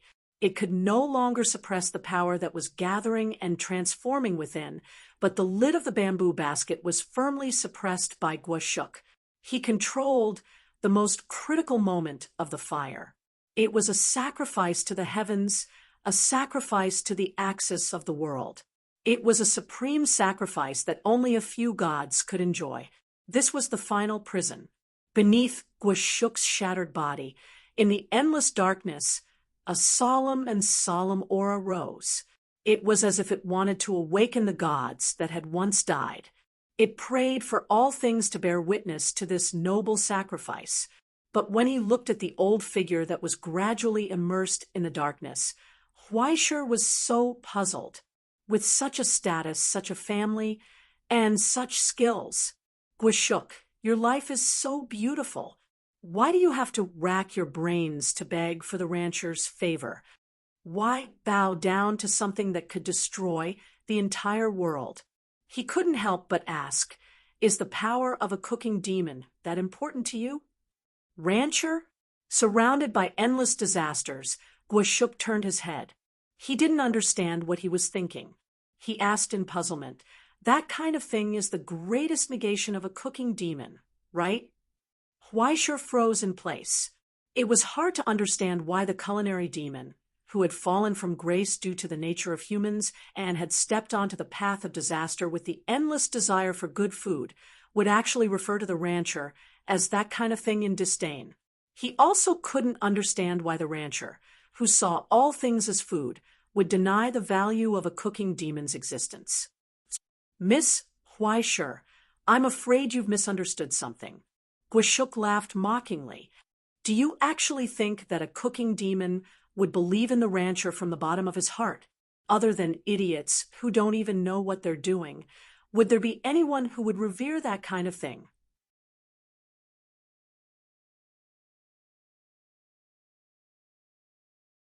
The rancher's throne was not an existence that cooking demons worshipped. On the contrary, as long as that kind of thing existed, it was a humiliation that all cooking demons had to endure and bear. That's right, Miss Huaisher, you don't understand. You haven't comprehended it yet. Just like how I used to be, I never understood the obsession that my teacher couldn't give up until he died, and passed on to me. It wasn't until he truly became the cooking demon and truly had the qualifications to accept the trial to reach the peak of cooking demons that he realized how laughable his previous thoughts were. How naive. This was a scar that could never be forgotten and could never be ignored. He had once yearned for the true essence, and in order to pursue the pinnacle, he didn't hesitate to set foot on the paradise. What kind of cruel scene he saw. That was the hell that all cooking demons were enraged and afraid of. There was no need to elaborate on the difficult experiences and countless setbacks and tests along the way. When he reached the end of the journey and saw the rancher for the first time, he understood everything. That was indeed a god that had descended into hell, a genuine ruler, an out-and-out symbol of a god. This grace was to shepherd all things, and this majesty was to reap all things. What he represented was the truth of the end of the world and all things becoming one. Never satiated, eternally devouring, eternal greed and thirst. If it wasn't just that, how good would it be? If that supreme divinity could be transferred a little by the will of a human, wouldn't it be wonderful? It was just a small, unexpected difference, but it made a decisive difference. It made all cooking demons unable to revere this great god. What arose spontaneously was an irreconcilable hatred. He had always only thought about eating. As long as he ate, he would feel full. As long as he ate, it was enough. Other than that, no matter how exquisite and wonderful the delicacies were, they were no different from dirt to him. Everything that cooking demons did, in his eyes, had no value at all. They pursued the pinnacle of their lives, sacrificed all their pursuits, and paid all the results. In his eyes, it was simply meaningless. It was too humiliating. This humiliation was too great, and every cooking demon who knew all of this couldn't bear it. In his eyes, there was no difference between humans, whether black or white, good or evil. In his mouth, there was no difference between food, whether it was delicacies or dung. Gods were equal, whether it was enemies or subordinates. He had equal love and recognition, and they all had the same appetite and greed. Such an equal God and world was simply disgusting.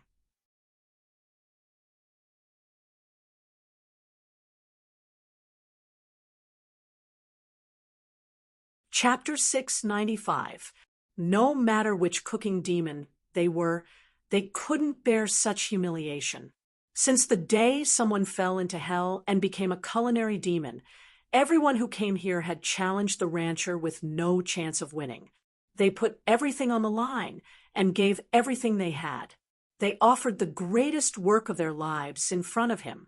They wanted to let this cruel god experience the existence of delicacies. They wanted him to experience the essence of eating and pursue the existence of delicacies. With this evil human nature, he challenged the fallen god to a duel. They wanted to completely destroy this hypocritical holiness. Then they would suffer a tragic defeat. There was no exception. However, this desire for victory and persistence in the path of culinary demons still caused countless people to step onto this path of despair. Even if the culinary demon competition was set up, the organizing committee was set up, and new blood was constantly cultivated, constantly accumulating, and constantly trying to climb to that peak, to challenge the cruelest enemy in the world. As long as the rancher's holy crown existed, this humiliation could not be washed away. As long as the culinary demons existed, this challenge would not end. Miss YG, such an enemy, such despair. One day, you will be able to experience it. Please continue to grow and move forward. He was full of hope. After pausing for a moment, he revealed a sinister smile. If I don't defeat him here. At that moment, the solemn and sacred sacrifice began. The final sacrifice was brought to the table. The sacrifice and sacrifice, which had been at the peak of all the recipes in Eastern Xia for thousands of years, was placed in front of Huaishur. There was no bright golden light, nor was there a brilliant flame. However, when it was placed in front of Huaishur, he suddenly had the illusion that the world was revolving around this authority. The stars revolved around this place, and the axis of heaven and earth was right in front of him. That was a boundary that even young Arbiter Ming could not cross, unless one day he could become the master of celestial genealogy. Otherwise, he would definitely not be able to touch this sacrifice. Just by looking at it, he felt as if he was about to be swallowed up by the endless flames. He could see himself being burned to ashes. This was not a domain that he could touch. When Guoshuk finally used his full strength, a towering mountain rose into the air, allowing Huaishur, who was at the foot of the mountain, to recognize the gap between them. This old fellow, from the beginning to the end, was just playing around. I admit defeat. That was what he wanted to say. However, when he opened his mouth, and Huaishur froze on the spot, what came out of his mouth had already become an unbelievably and charming smile. She slipped past Huaishur's control, raised her hand, and reached for the bull's head. Wait a minute. Why is my substitute so fond of courting death? Even if it had given birth to divinity, it was still too smart. In the blink of an eye, Huaishur had found the only answer. Tangi, you schemed against me. When Huaishur really put his hand on the bull's horn, he felt as if he had grasped the core of the world, and his soul was about to be flung out of his body. He was so scared that he wanted to change his pants. He couldn't care less about hiding anymore, and roared in the Book of Destiny. What are you doing? Sponsor partnerships. A cartoon version of Little Crow jumped out from the bottom of the page, and a bubble appeared above its head, telling him in an extremely cartoonish manner, how can a person live without sponsor partnerships? But you can't do all sponsor partnerships. Huaishur was so scared that his face turned green. Other people sponsor partnerships to make a living, but you sponsor partnerships to seek death. It's fine. I won't be the one dying anyway. Little Crow skipped to the next page, and even had time to turn back and throw a coquettish glance at Huaishur. Don't be afraid. It will hurt at first, but it will be much more comfortable later. F***CK. It's fine if you want to toy with an innocent young man like me, but you want to do something dirty. Huaishur trembled with anger, and his hands and feet were cold on such a hot day. Tears flowed down his face uncontrollably. How can you be satisfied with a tool like me? Hell is empty, and Tangi is in the human world. It was a pity that there was no time for him to go through the process. The piece of beef dipped in thick sauce and spices had already been placed in Huaishur's mouth. It melted in his mouth, and it was indescribably fragrant. Chewing seemed to bring about supreme enjoyment. But before he could experience this wonderful feeling, Huaishur exploded. In a literal sense, it was an explosion of spirit and soul. There was an explosion, not a radiation, but a contraction. The entire world seemed to collapse at this moment. Inwardly, everything rushed toward Huaishur, rushing into his soul. Heaven and earth contracted in an instant, and the mountains and rivers became flat, the lakes and seas dried up, the sun and the moon dimmed, and everything died out. Everything was cruelly and violently stuffed into Huaishur's soul. Together with him, they crumpled into a ball, turning into an extremely tiny dot. Time, the world, space, death, consciousness, life, and even everything not worth mentioning turned into nothingness. He seemed to have everything, but was abandoned by all of it in an instant. Amidst the endless expansion and contraction, he turned into an indescribable chaos.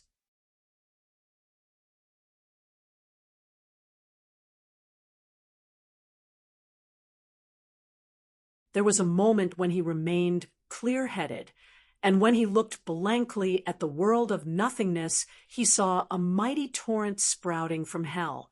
It moved upwards, absorbing the endless death, giving birth to the essence of life and miracles, turning into all things in this world. After it was retracted, it extended towards the future.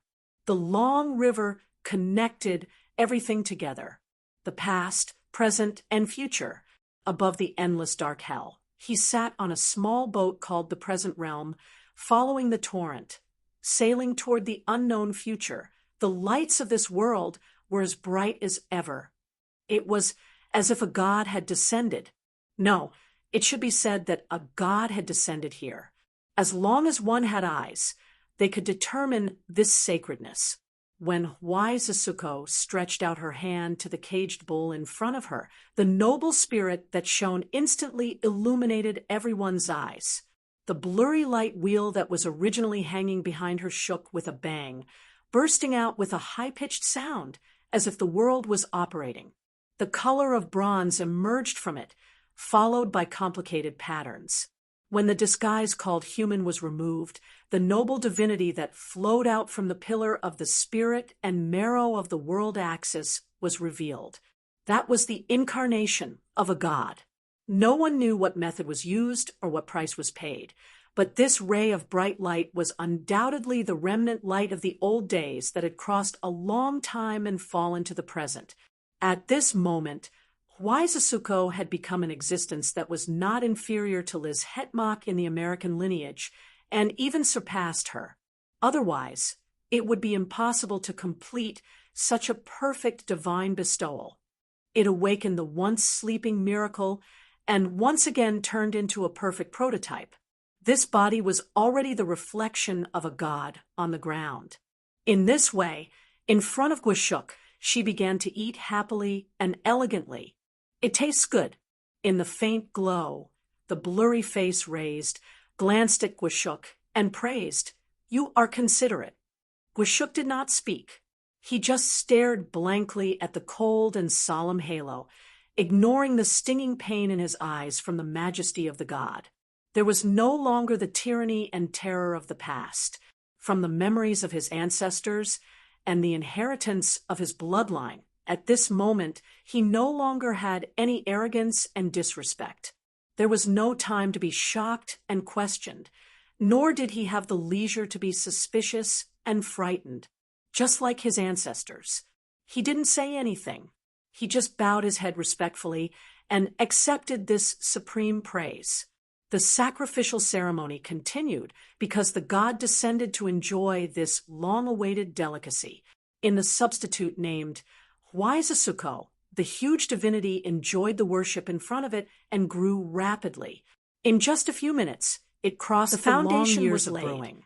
Divinity operated as the foundation, in the rotation, the projection of authority and divine grace evolved. The god, who had fallen into silence a long time ago, heard the call from the future. Separated by a long history, two small notes resonated, evolving into a resonance and symphony that crossed time. It made the silent will stretch out a thin line toward the distant future and descend into the body of Huayzasuko. It was just as Tangi expected. The will of the god operated on the surface of the abyss constructed by the void of the soul. She opened her empty eyes. Then she saw the figure that had been waiting here for a long time. Even though it had become completely different, there was still a familiar aura which made the indifferent and dull consciousness glow with a hint of surprise and surprise. "You are," she was answered with a bright and beautiful smile. "Long time no see, Shiha. How are you?" Just like that, Tangi stepped forward, opened her arms, and gently hugged her former companion. She closed her eyes, feeling the long-lost warmth, and whispered, "I miss you very much." This concern from human nature was so sincere and warm that it shook Shiha's consciousness, causing her eyes to gradually soften. But soon, her beautiful face froze in place. Only her brows slowly furrowed. When she lowered her head, she saw the crimson crystal that had sunk into her abdomen. The solemn miracle called the god's wedge had penetrated her body. In an instant, the divinity that had descended was destroyed. Tangi raised her head, looked at her dull face, and asked softly, "Also, you didn't think that I would pretend that nothing had happened, did you?" Just like that, she calmly pulled out the god's wedge and waved goodbye. "Sister, goodbye." This was the late revenge after thousands of years. In the next moment, the incarnation of the god named Shiha completely collapsed, turned into endless streams of light, and poured into the container called the god's wedge.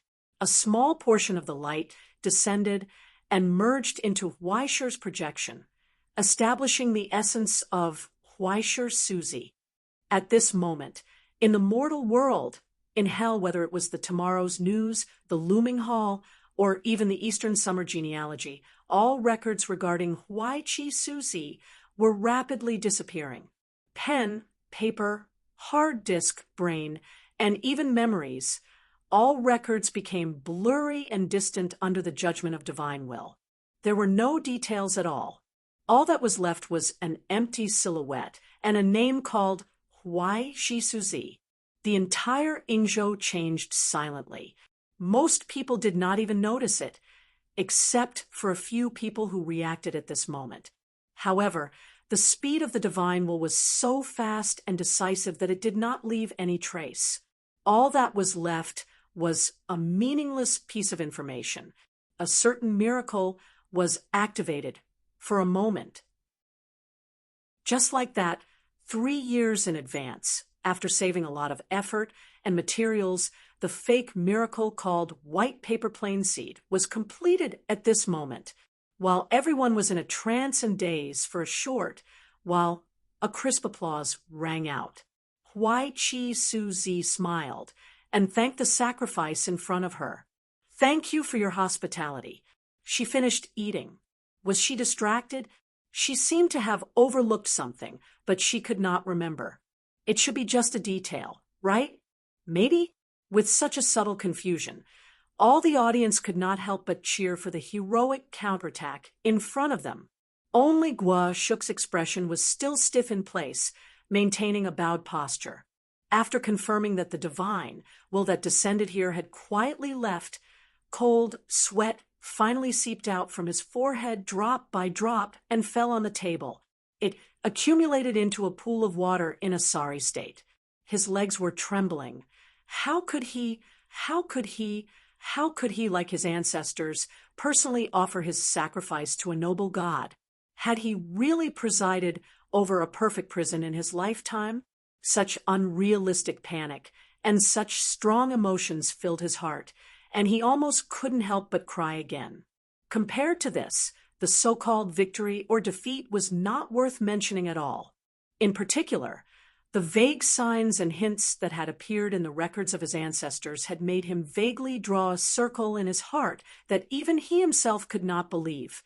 No matter what, this was a surprise that even the mysterious bird could not predict the true content of. Even though there was no one to speak of and share it with, at this moment, Guashuk was already satisfied to the extent that he had no desires. All he thought about was bathing and changing clothes, devoutly fasting, and this generous gift of gratitude to the mandate of heaven. When Huaishur opened his eyes again, this was the only scene he saw. What was going on? What the hell was this? What should he do? What exactly happened?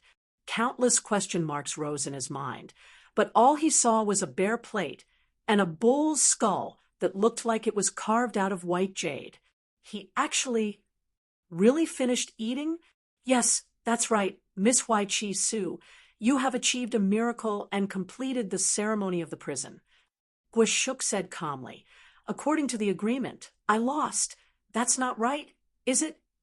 Huaishur made a sound and interrupted him. "You shouldn't say that." Guashuk was stunned. The person who lost should not be you, Guashuk. Even though he was incomparably eager for victory, Huaishur still could not ignore this point. "I cheated. You should be clear about this. The result is the result. The process is not important. Only the right process will bring the right result." In his weakness, Huaishur raised his eyes and looked at him. "The victory I want should not be like this. It should be something purer."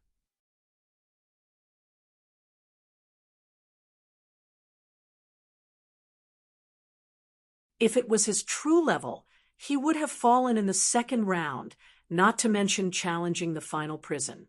When Guoshuk used all his strength, the gap between the two sides became a chasm that made people despair. Without Tongyi's help, he would not even be able to see Guoshuk's full strength. Even though he was still very unwilling and still wanted to punch this damn old man in the face, Huaishir had to thank him for his constant guidance and generous teaching. Just like how he wanted to rely on his fists to defeat Elder Luo once, he wanted to defeat Guoshuk very much. He wanted to win fair and square. I lost. Huaishir sighed and admitted in frustration. But what was incredible was that after admitting this result, his mood became cheerful. Even if this old bastard wanted to talk bad, he did not care. At most, he would put a sack on him in the middle of the night and beat him up. He could not win in cooking, but he could win in fighting. This old man will not be modest, Miss Huai Chi Su. If you don't want an easy victory, you will only be regarded as an idiot. Don't tell me you're counting on me to decline repeatedly without showing any mercy. Guoshuk put on a mocking smile. It's not easy to survive until now with your subpar cooking skills.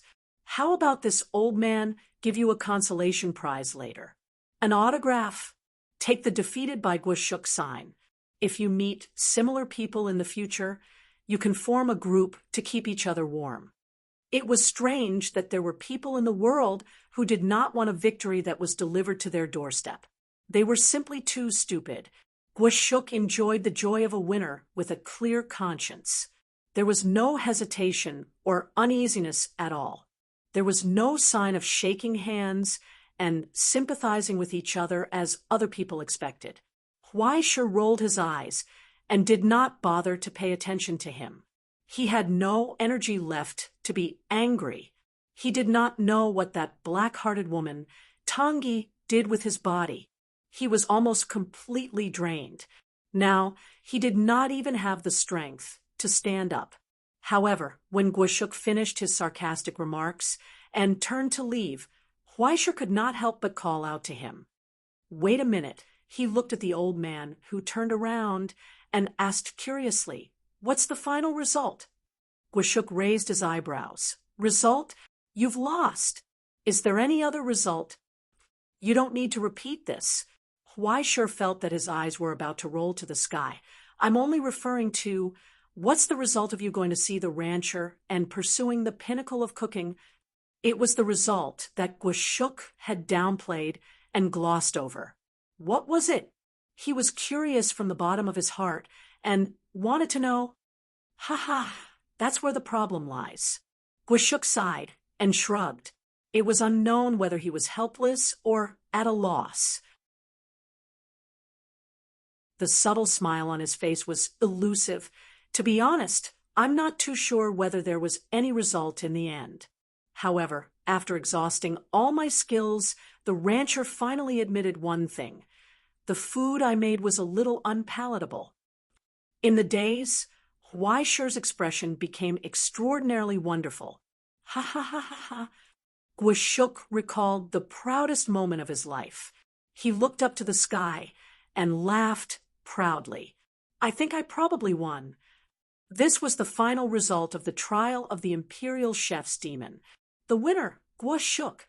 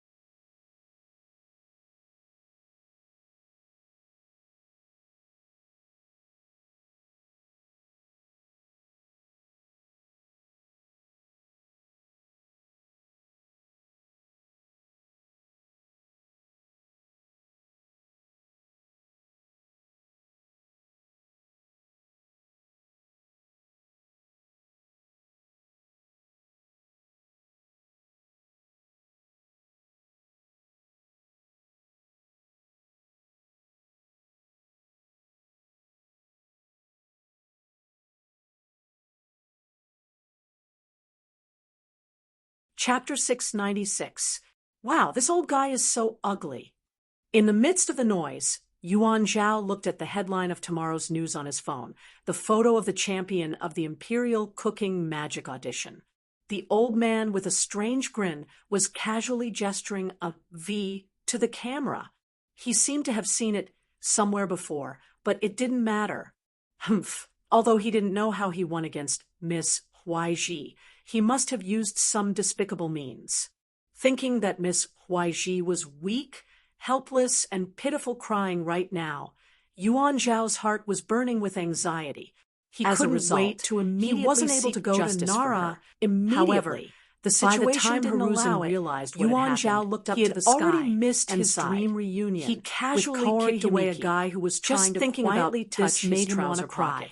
He Why drew is the a path of precise true parabola love so bumpy? and stuffed it into In the all open trash honesty, can. he originally when he looked looked around, around away, he was but as soon as he suspicious was from the 200 bottom of his meters heart. away from this Was bad this woman, really Ingzhou? he would run It into was different from crazy the bad clean luck. scene. Ever that since he was ordinary hit by a people truck imagined. 8 times The within 3 streets steps, were in a mess. the pitiful Yuan No Zhao one could cleaned them only at give all. up on running The away. streets were full and of was illegal toyed with by vendors Yi and Shuya. flowing sewage. Damn it! The Why walls is were this damn full of old man messy so graffiti. annoying? In the distance, He angrily could looked vaguely hear at a the few briefing dirty in the children being news, chased by gritted angry his teeth, adults, and while wanted to running. bite his They handkerchief. hurriedly turned I also around want to and eat pointed their Kaori, middle Himiki's fingers, food. shouting Beside him, FFK, Yi Shuya and glanced other at this unbearable guy, swear words, who didn't have any sense Osaka, at all, Busaki and district. rolled her This was one of eyes the almost largest to the sky. mixed race gathering Little Yuan, places in although the it's a entire pity, Ingzhou, I have to remind second you, only that to the damn inner old circle man of can Domboy hang in the you up capital and and beat Yashizaka. you 800 It was a times with lawless one finger. area where smuggling, She rubbed forbidden her drugs, swollen eyebrows and various and forces reminded him intersected. helplessly. Big Sister Yi. Also, How long the do we things have that to woman wait? makes, He was as full long of as you eat sadness one bite, and helplessly the sighed. whole village's He didn't GDP know will increase. what this woman was Last doing. but not Chewing least, bubble the gum most and important carrying a thing is skateboard that in there her is hand. no red string Yi in your Shuya life. wore a ridiculously are wide completely t-shirt insulated. and Do you wide understand? neck pants.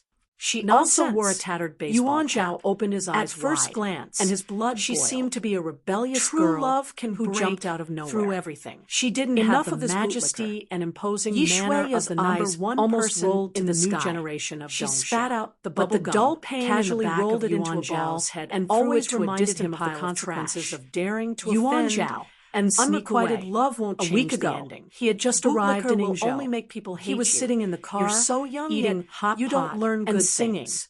Before It he seems had like time your to meet cousin the girls, really doesn't he beat was you in trouble enough. in front These of 2 Xiaowei days, Street. she He was was not caught annoyed by red-handed Yuan by Zhao. this woman. He who treated seemed her to be like a waiting street for a divider, rabbit making under the her tree push the stump. fate chart for Since him you're already and here, the cute why don't Kaori you come Himiki. with me? Unfortunately, I just happened to no need someone matter how she to pushed help there me. was no good result. As he said this, even without pushing, he directly Yi grabbed Shuya Yuan could see that there was Zhao by the something back of his wrong with collar that guy's and Kaori dragged him Himiki. to run around Fate Ingzhou. was extremely He strange. wandered around It was aimlessly, as if and then it had constantly suddenly jumped threw all out of a kinds rock of whimsical without any ideas and foundation. outrageous requests. However, the completely origins and treating hidden Yuan connections Zhao behind as a it coolie were extremely complicated. There were at least 16 completely different results of the divination, and they were constantly changing and combining. A typical fate lock. Some people didn't want Kaori Himiki to be taken by others, so according to her fate, they set up tens of layers of extremely complicated and dangerous fog and curses. Even so, it couldn't completely hide from Yi Shuya. Yi Shuya's style was the same as his. He never relied too much on details, but was good at overlooking the big picture. If it was only a problem of compatibility, there was no need to solve it. Just by looking at the position and direction of the pillars, she knew that it was impossible for Yuan Zhao to be with them. No, it should be heaven's nemesis. If this natal chart was a man, it would be fine. At most, he would be the younger brother of the younger brother for the rest of his life. It didn't matter if he was a little unlucky. However, after extreme misfortune, he would be able to benefit from the misfortune and become a late bloomer. When the time came, it wouldn't be a problem for him to become one of the mainstays of the Eastern summer family tree. If this natal chart was a woman, then Yuan Zhao would be in trouble. Once they got involved, they would definitely die without a burial ground. Of course, this kind of thing was not absolute. Perhaps it was like what he said, true love could break through everything, but no matter how he looked at this little brother, He didn't seem like someone who was worthy of that kind of key. One had to have some self-awareness. Forget about this kind of idiot who would act rashly on a whim. Don't listen when you talk. Don't understand when you talk. Don't do when you understand. Since ancient times, the men of the Yuan family had always been brainless and one-track minded. It was fine if they were older and more mature. At least they had the responsibility of the family and wouldn't act recklessly. But if they were younger, forget it. It was useless even if they used their brains. They could only rely on their iron fists. In any case, Yi Shuiya had already made up her mind to absolutely not let Yuan Zhao have any relationship with that woman. She stretched out her hand and spread her index and middle fingers. Like a pair of scissors, she directly cut off Yuan Zhao's cell phone signal and confiscated it. All right, stop slacking. We've been dawdling inside for so long. It's about time for someone to come. Just as Yi Shuiya's voice fell, heavy footsteps sounded from behind the door. Finally, they came back. A peephole was opened on the thick and heavy door, revealing a face with faint scales. The beastly vertical pupils coldly swept over them. The great elder is currently resting. He won't see any guests today. The person coldly said, "You should leave. This place does not welcome you." After waiting in this broken place for half an hour, they didn't even enter the door. Not even a cup of tea was enough, but they actually still had this kind of attitude. Yuan Zhao glared and prepared to get angry, but Yi Shuiya raised her hand and patted the back of his head, interrupting his movements. "Let's go, Yuan Zhao," she indifferently said. "They won't see any guests. Don't tell me you're going to rush in and beat them up." "We're leaving just like that?" Yuan Zhao asked puzzledly. "Otherwise?"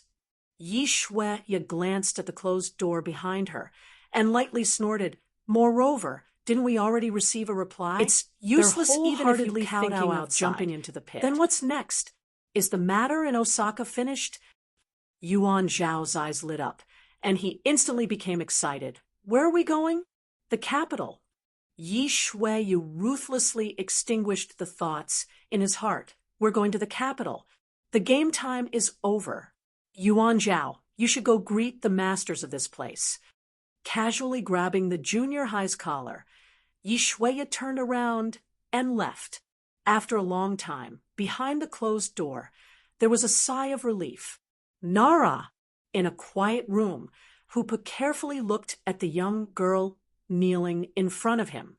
In silence, his hand twirled the fan that represented elegance and dignity as he pondered. After a long time, he opened his mouth and asked, "Have you already thought it through?" She nodded and bowed in thanks. "I've already received too much care from everyone. It's not good to stay and add too much trouble. I think I should say goodbye." Hoopa raised his fan and knocked it against his head in a troubled manner. He intentionally or unintentionally glared at a certain man who was drinking tea in the corner of the quiet room before asking, "Is it because that fellow Huaiji left without saying goodbye?" She smiled and shook her head. "It has nothing to do with Miss Huaiji. This is my own decision. I've already made my decision before. I think that even if Miss Huaiji knew, she would definitely support me. Whether she supports you or not is not certain. But since it's your decision, I won't stop you." Hoopa sighed and put down his pretentious fan. "Not as the master, but as a family member, have you thought about where you'll be going next?" "I haven't thought about it yet, but I'll go back and tell my mother that I'm safe. If I have the chance, I'll study hard and enter school. If I can get into Miss Huaiji's alma mater, if my results are good, I'll leave the matter of the recommendation letter to you." She bowed and begged sincerely. "The ivory tower. For someone like you, even if you don't have a recommendation letter, you should have a 90% chance of getting in." Hoopa said, "If you don't mind getting involved with the Rikimi clan, I have no problem with that." "Thank you so much." Jeanne, she raised her head happily, beaming with joy. On the girl's forehead, a small, smooth horn vaguely protruded from her hair. In the middle of the horn, there was a faint silver metallic glow, like a small ring. This was the aftereffect of the mixed blood after the puberty period.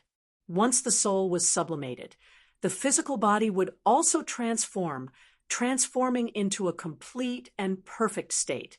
During the short puberty period, a large amount of energy would be expended to support this transformation, which was akin to rebirth.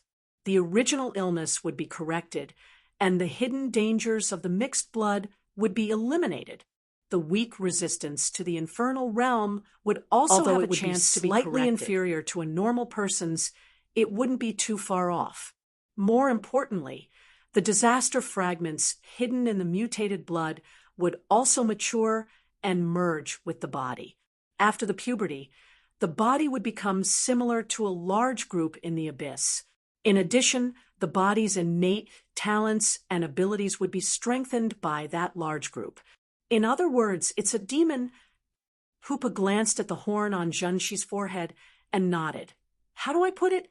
Although it doesn't feel like you at all, it's surprisingly compatible. After the puberty period, what Junxi obtained was naturally one of the most famous abilities of a demon, monstrous strength. She looked small and thin, but her physical strength had reached an unimaginable level. If she used origin substance to activate it, she would be no different from a human-shaped chariot. The shortcoming was that her blood production ability couldn't keep up. If she used monstrous strength too much in a short period of time, she would become severely anemic. But this was a problem that only the ancient people would have a headache over. 2 blood bags could solve it. It was a simple and vigorous strength, which was very suitable for a one-track-minded girl like Junxi. Then, I wish you all the best, Junxi. After failing to persuade her to stay, Hoopa sincerely wished her well. Thank you for your help. No matter when, the Riken clan will always welcome you back. I will always keep a position in the octagon for you. I should be the one receiving the most care. The girl bowed and picked up the heavy backpack beside her. She stood up with a smile. Then, I'll take my leave. Hoopa stood up and saw her out the door. Before leaving, he couldn't help but ask, Are you sure you don't need me to help you deal with that money? It's only 10 million USD. Compared to the reward that Huaiqi got, it's just a drop in the ocean. No need. Jeanne, she shook her head slightly. She looked at the black card hanging on her backpack with nostalgia. Since I made a choice, I have to bear the consequences. Besides, it's only 10 million USD of bad luck and misfortune. One day, I'll work hard to pay it back. When that time comes, I'll definitely have the qualifications to face this brand new life, right? Both of you are so stubborn. Hoopa sighed. He lowered his head and lit the pipe at the corner of his mouth. Finally, he asked, Then, have you thought about what you want to do with your brand new life? Junxi? About that, I haven't thought about it yet. Jeanne, she turned her head and showed a bright smile. But I want to be like Miss Huaiqi. That's right, like her. Handsome, elegant, and shining in the dark, illuminating those confused eyes. To become the son of the helpless, as long as she worked hard. One day, she would be able to catch up to that distant figure, right? Just like that, with hope in her heart, the girl stepped on her own journey. Hoopa stared at the girl's back as she gradually disappeared into the distance. After a long, long time, he sighed and glanced behind him. A certain person is really sinful. Huai sure shrugged. I have to say, I didn't do anything. Isn't it because you didn't do anything that you're sinful? You didn't take the initiative, didn't refuse, and didn't take responsibility. I've had enough of the nature of a scumbag. Hoopa frowned unhappily. I was hoping that you could help me stop her, but in the end, you just threw a goodbye letter and changed your avatar. You even slacked off the whole time. Aren't you worried at all? I can't take care of her for the rest of her life, right? Huaisha spread his hands. She's already grown up. She made her own choice. What can I do? Wear Huai Chi's avatar for the rest of my life, or tie her up with a chain? That's why a scumbag will always be a scumbag. Even when you're tired of playing with her, you still make it sound so dignified. Huaisha was so angry that he wanted to roll his eyes. That's enough. Even if I'm a scumbag, I'm not a scumbag to you. Why are you so indignant? Probably because you don't like the look of it. Can you please change it to a big sister? Hoopa looked at his real appearance, which he hadn't seen in a long time, and raised his eyebrows. Or are you saying that you finally experienced shame and stopped being obsessed with women's clothing? Would anyone like this kind of thing? Hoopa snorted. Of course. I saw a certain someone wearing it very energetically. It was so bold and unrestrained. How should I put it? At best, it's just an escape from reality, right? Huaisha leaned against the pillar under the eaves and looked at the fish pond in the courtyard, sighing softly. Occasionally, I just want to live a relaxed life. I'll take a leave and go to a place I've never been before, change my appearance, and no one will know who I am. I can also live a less tiring life. But no matter how far I go, I have to return to my original life. Hoopa, rest time is over. What about the identity problem? You need help? I was counting on you, but a certain old bastard who's had enough of the show is finally willing to work. My arrest warrant in Ingzhou has been cancelled. Congratulations, congratulations. Huaisha raised his hand and showed the notification on his phone. Then I was stuffed with a bunch of troublesome work again. There's a problem with the academic exchange team, so I'm afraid I have to hurry to the capital. When are you leaving? Today. I just booked a train to the capital in an hour. If I'm fast, I can even buy a very famous lunchbox from Ingzhou's train station. So hard, Hoopa said. Who isn't? Good luck, Your Excellency. Huaisha hung up his saddlebag and patted her shoulder. Don't forget the reward you promised me. Let's meet again in the capital.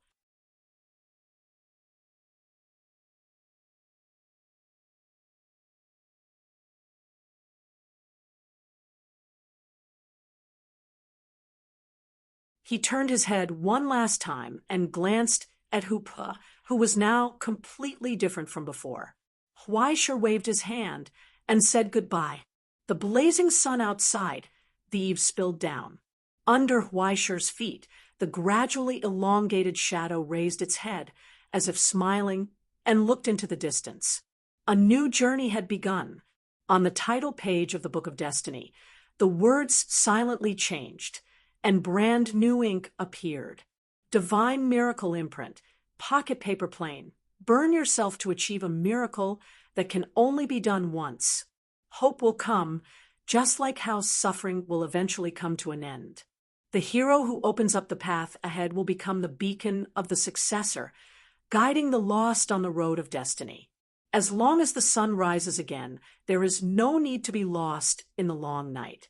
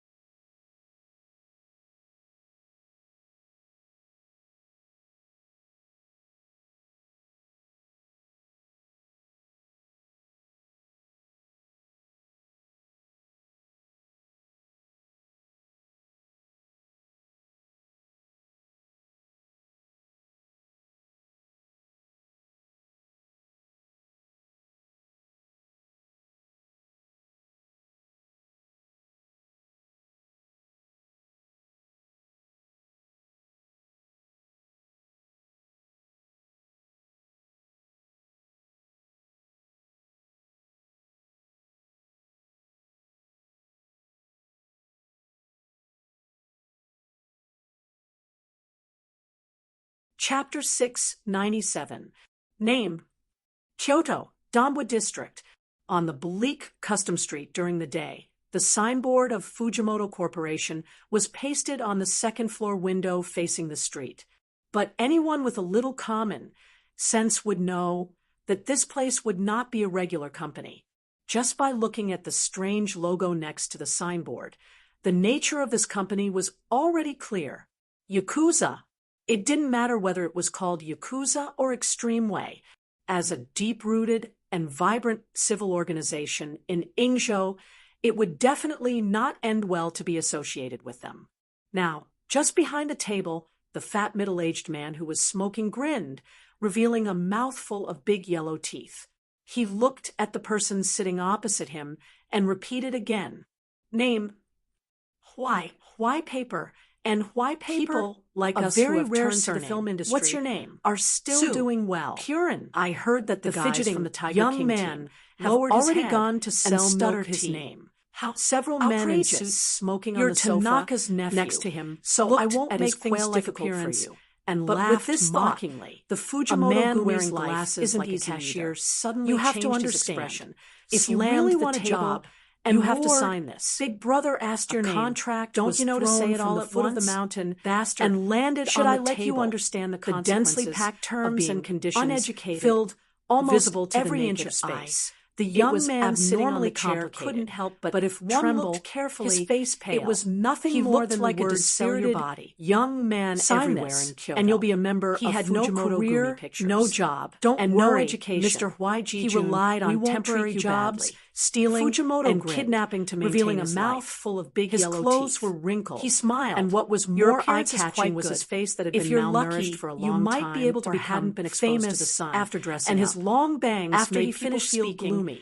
everyone It was in the simply the room best roared portrayal with of the laughter. cocoon dweller Just clan. by looking at the messy classic posters on the incarnation wall, of the defeated one would know what the generation. hell the film Even the they were underworld filming was about. looked down Among on them, such social there were scum. some that had This a kind of slightly useless heavier waste taste that could only Even be the used to crows sell would have an organs. eyesore Even if they loan saw sharks it. wouldn't It let them out. really made, Of course, one if the sigh family was about very the rich, degeneration of they could public squeeze morals. a lot of But money out what of them. choice did the pitiful, Okay, weak, Yamashita, and helpless paper don't get effigy angry. have?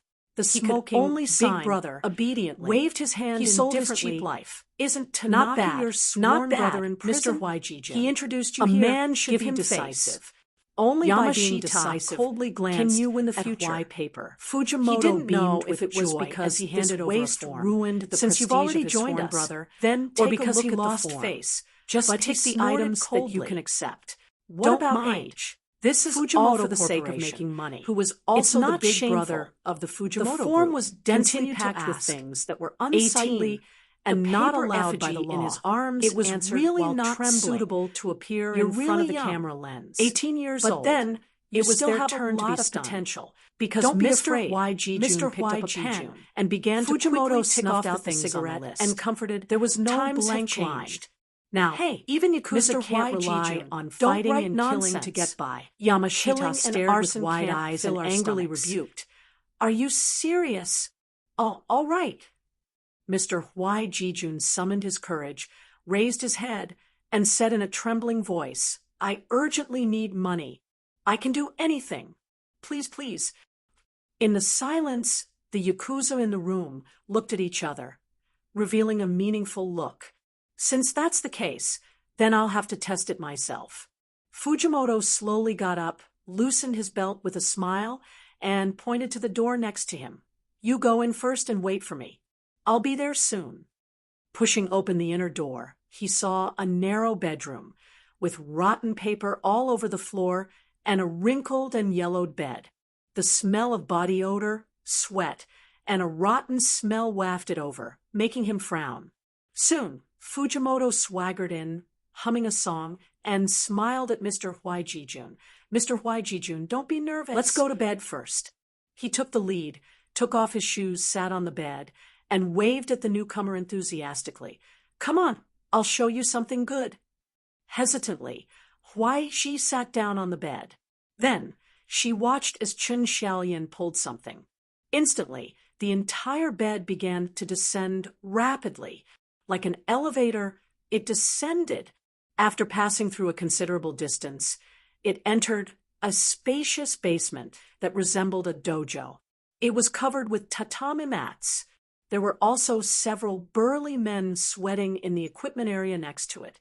When they saw Fujimoto and the others come down, they greeted them enthusiastically.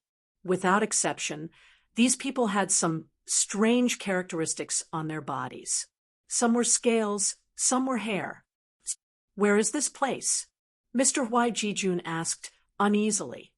"For the time being, this place can be considered as one of our warehouses. However, it has been a long time since we dealt with illicit drugs, so we might as well change it and turn it into a gym." Fujimoto walked in front and said, "Since you were introduced by that Tanaka fellow from his hometown, you should be reliable. I won't hide it from you. After all, this is just a gym." However, Mr. Hui Jijun, there are some things that cannot be joked about. In his hand, Mr. Hui Jijun held the form that Mr. Hui Jijun had just filled out and waved it. Forget about the sections on debt collection, loan lending, and illegal work. Even the sections on personnel assignment and taking the blame were all marked in red. Even the meaningless sections on smuggling, illicit drugs, murder, and extortion were marked with ticks. He had made up his mind to join the underworld and would not turn back on this path. I say, "Mr. Hui Jijun, we will occasionally do some intermediary work for the people from our hometown. Although they are all shady positions, they can at least earn a living. These days, it is not easy for mixed-race people to live a good life. If anyone needs help, we will help them. Back then, I did the same. But no matter what, isn't this too much?" Fujimoto took off his wig, revealing a bald head with 3 strange, sharp horns. He sternly admonished, "You are only 18 years old. You are not at the end of your rope yet. Why do you have to be so radical?"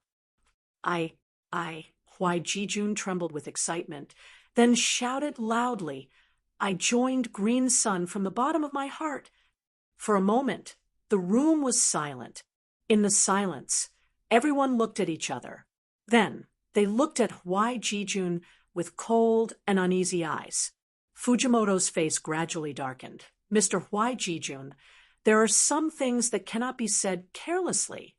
It was Uncle Tanaka who told me this is the fastest way to make money.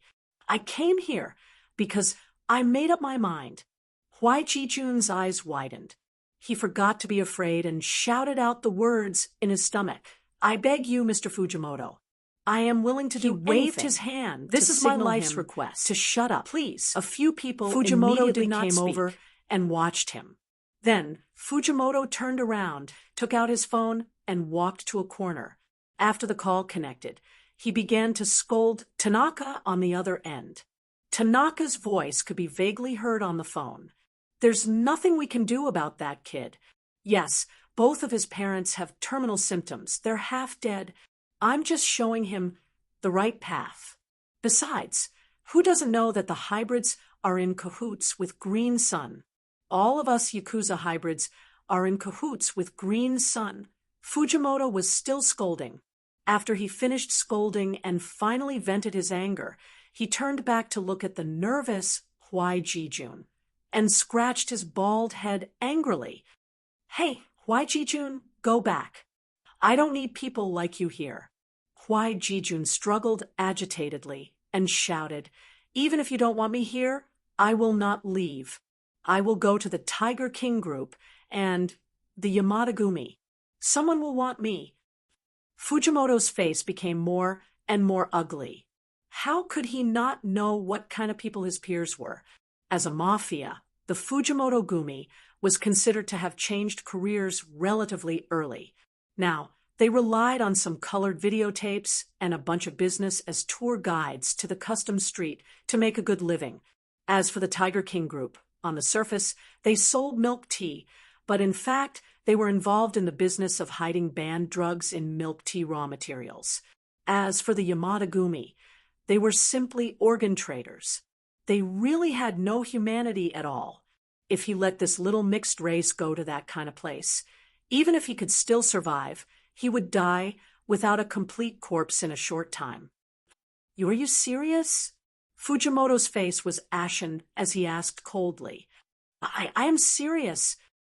Very good. At least now you are a little more manly. Why, Jijun? Fujimoto took 2 deep puffs of his cigarette, then raised his foot, stepped on the cigarette butt, and spat out the smoke disdainfully. If you come to the Fujimoto Gumi to introduce a job, I can introduce you to a salary that is enough to make a living. You see, isn't it every man's dream to be an actor? There are so few handsome men in the industry. You can do it. But Green Sun's job is different.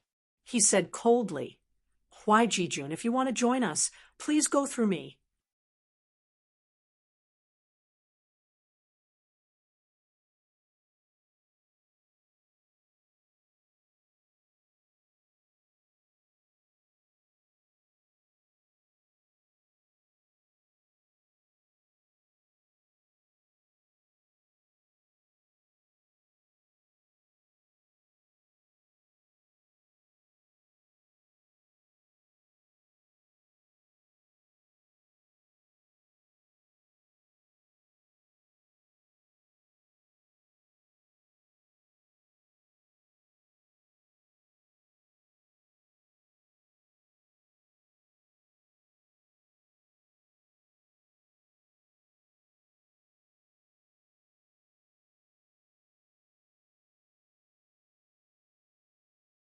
Chapter 698.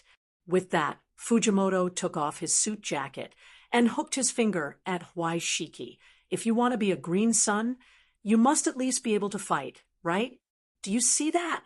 The one who gives orders, am the weakest here. If you can't even win against me, then don't dream of becoming a Green Sunday. If you sign my contract, I will send you to the assembly line of the Black Factory. Unless you earn me 10 million Ingzhou dollars, I won't let you go even if you vomit blood. This was a lie. Not only was he one of the best fighters here, but he had already made up his mind to break his legs in the cruelest way to extinguish his unrealistic thoughts. At most, he would raise a waist for 3 or 4 days. The social welfare of Ingzhou was still good. He could earn it back with his household registration certificate and driver's license. Being a Yakuza was not a charity. Every year, there would be this kind of brainless guy who wanted to join. His wishful thinking was to make a lot of money by killing and arson. In fact, there was no one who could be useful. They were all waste. In the end, they could only harm others and themselves. Come. He patted his chest and roared at the hesitant Huai Shiki. Why don't you move? Are you also a waste? Or is your determination so shameful, Huai Shiki? I'm afraid of hurting you, she said timidly. I'm very powerful, really. The sound of laughter sounded around. Fujimoto looked up to the sky and laughed, patting his chest. The smile of the former ghost Fujimoto became more and more mocking. Come, Huai Shiki, come, let me see how powerful you are. In the silence, the trembling Huai Shiki hesitated for a long time and slowly nodded. Then she took a step forward. Deep breath. In the mocking eyes of many people around, she slowly bent down as if she was in a horse stance. She put her hands forward and looked up at Fujimoto in front of her. The eyes under her bangs seemed to be serious. Such a skillful and conspicuous structure made others stunned and incredulous. Sumo? That's right, that was the beginning of sumo. Shiki. He lowered his center of gravity and put his hands forward, ready to wrestle with his opponent at any time. But that posture was only reserved for sumo giants who weighed more than 200 kilograms. After 10 minutes and had of large learning, shoulders Huai and a Chi round felt waist, that he had completely that mastered Hanakami, the who sport was of as sumo. thin as a stick of Yep, reed, I'm going to put it assume this out. pose, It but was before I especially start, I'm going comical. to he slowly lowered his Wow, raised this is a hands. strong man. He pressed Tengbin his couldn't hands on help his but thighs laugh. to support his upper body. Are you trying to Then fight me? he took a Come deep, on. deep, Be careful, deep Mr. breath. Fujimoto. It was almost The as though paper he wanted figurine to in her suck arms in leaned all forward the air in and the said basement softly into his stomach. I've been practicing His sumo. astonishing Since lung I was capacity young. caused If I Tengbin's face to accidentally change. hurt you, I'll but feel before he bad. could say anything, This was also he a saw lie. Huai This was a Chi's posture body he had slanting. learned from the book. He 10 slowly minutes raised to his teach left you sumo foot, tricks raised that he it had up, bought from the raised bookstore it and the up subway until it before was he higher left. than his head. Then a hurricane howled. A loud sound burst forth. The entire training hall that had been converted from an underground warehouse shook violently in that instant. It was as though a heavy pile driver had smashed into the ground. Countless dust particles flew up from the tatami mats and fluttered about in the air. That was because Huai Chi's raised left foot had landed on the ground. Then his right foot landed. Another loud sound rang out, and two large holes appeared on the tatami mats. His feet had sunk deep into the ground, almost covering his calves. Exorcise evil and purify the earth. A sacred and solemn aura emanated from the framework. This was the perfect 4 waves. The preparations were complete. In that instant, a deep sound broke through the air. The white paper doll in Huai Chi's arms raised and moved forward. The slow and heavy blow shattered the air, setting off a hurricane as it rushed forward. A series of low, muffled sounds rang out. As he moved forward step by step, his arms continued to push forward. A terrifying aura that could topple mountains and overturn seas spread out. Push hand. In just an instant, the palm that was pushing forward had already arrived in front of Tengbin. Separated by more than a meter, Tengbin was almost out of breath. It was difficult to breathe. Stop! Stop! Stop! Tengbin had forgotten his previous mockery. He staggered back and roared in horror. The palm that was pushing forward stopped in front of his chest. 20 centimeters away, there was already a 5-fingered handprint on his soaked shirt. If he was hit by this push hand, he would die. Tengbin, who was drenched in sweat, stood rooted to the ground. His legs felt weak. Looking at Huai Chi, who had returned to being autistic and uneasy, he felt like a ferocious beast hiding its face. He was completely out of breath. You're a sublimata? The white paper doll in Huai Chi's arms nodded. Wait, this time Tengbin waved his hand and took out his phone again. He walked to a corner and called Tanaka. He began to curse again. Why didn't you say so earlier? I told you a long time ago. That kid is very powerful, really powerful. But you were busy scolding him back then. Tanaka asked angrily. He grew up in Matsumoto, is the Matsumoto, dojo. who almost became a yokozuna. If he wasn't a bastard and in urgent need of money, he would have gone to the Cloud Nation long ago. I introduced such a powerful person to you, but you still scolded me. Are you still human? The embarrassed Tengbin was scolded in return for 10 minutes. He even had to nod and bow to thank him. After hanging up the phone, he looked at Huai Chi with a complicated expression. Do you really want to join Green Sun? Yes, I've already thought about it. Mr. Tanaka also advised me, but I need money. The white paper doll in Huai Chi's arms raised his head. Through his bangs, one could feel the sincerity in his eyes. He said from the bottom of his heart, I want to make money. The more money, the better. In the silence, Tengbin sighed helplessly and waved his hand. I understand. I will report this to the higher-ups. Huai Chi. Samura-kun, do you have a place to stay in Kyoto? Huai Chi shook his head. Then I'll stay in the Tengbin group for the time being. Don't worry. There will be a result soon. Tengbin put on his coat again and looked at the harmless, dark man beside him. He felt his heart skip a beat. Finally, he asked, "By the way, is it convenient for you to let me take a look at your characteristics? I can also give you a code name. You can't use your real name to work, right?" Characteristics were the marks that allowed people of mixed races to recognize each other. Huai Chi was silent for a long time. He raised his hand and pressed down his messy hair, revealing the small horns that slightly protruded from both sides of his hair. "Are you a ghost?" Tengbin was taken aback and immediately understood. No, ghosts generally can't control their own personalities. If you want to describe it, it's a bit like the Minotaurs. Because of this, everyone called me Tauren since I was young. Huai Chi brushed his fringe and smiled at Tengbin. A handsome smile suddenly appeared on his pale and weak face. "So, if you have a code name, just call me Tauren." He said so. Even the code name was as harmless as the person himself. The arrangements after that were nothing to write home about. After registering some detailed information, he was sent to a messy hotel in the inner circle of Danbois. He shared a messy room with 6 or 7 people. But for a mixed race, it was good enough that he didn't have to sleep on the streets. How could he ask for more? Tengbin also bought him a bedding and a wash basin. He also reminded him to look after his personal belongings. After all, his roommate's hands and feet were not necessarily clean. After watching Tengbin leave, he smiled at his roommates in a friendly and timid manner. Huai Chi lay down on the bed and began to sleep. Just then, a cold voice sounded in his ears. "It seems that the infiltration mission was carried out smoothly?" Who said it wasn't? Huai Shi's lips buzzed silently, and he sighed. Smelling the pungent second-hand smoke in the air and the sound of his roommates playing cards, the newly minted Mr. Tauren began to wonder, did his style become strange again, and why was he always associated with traitors?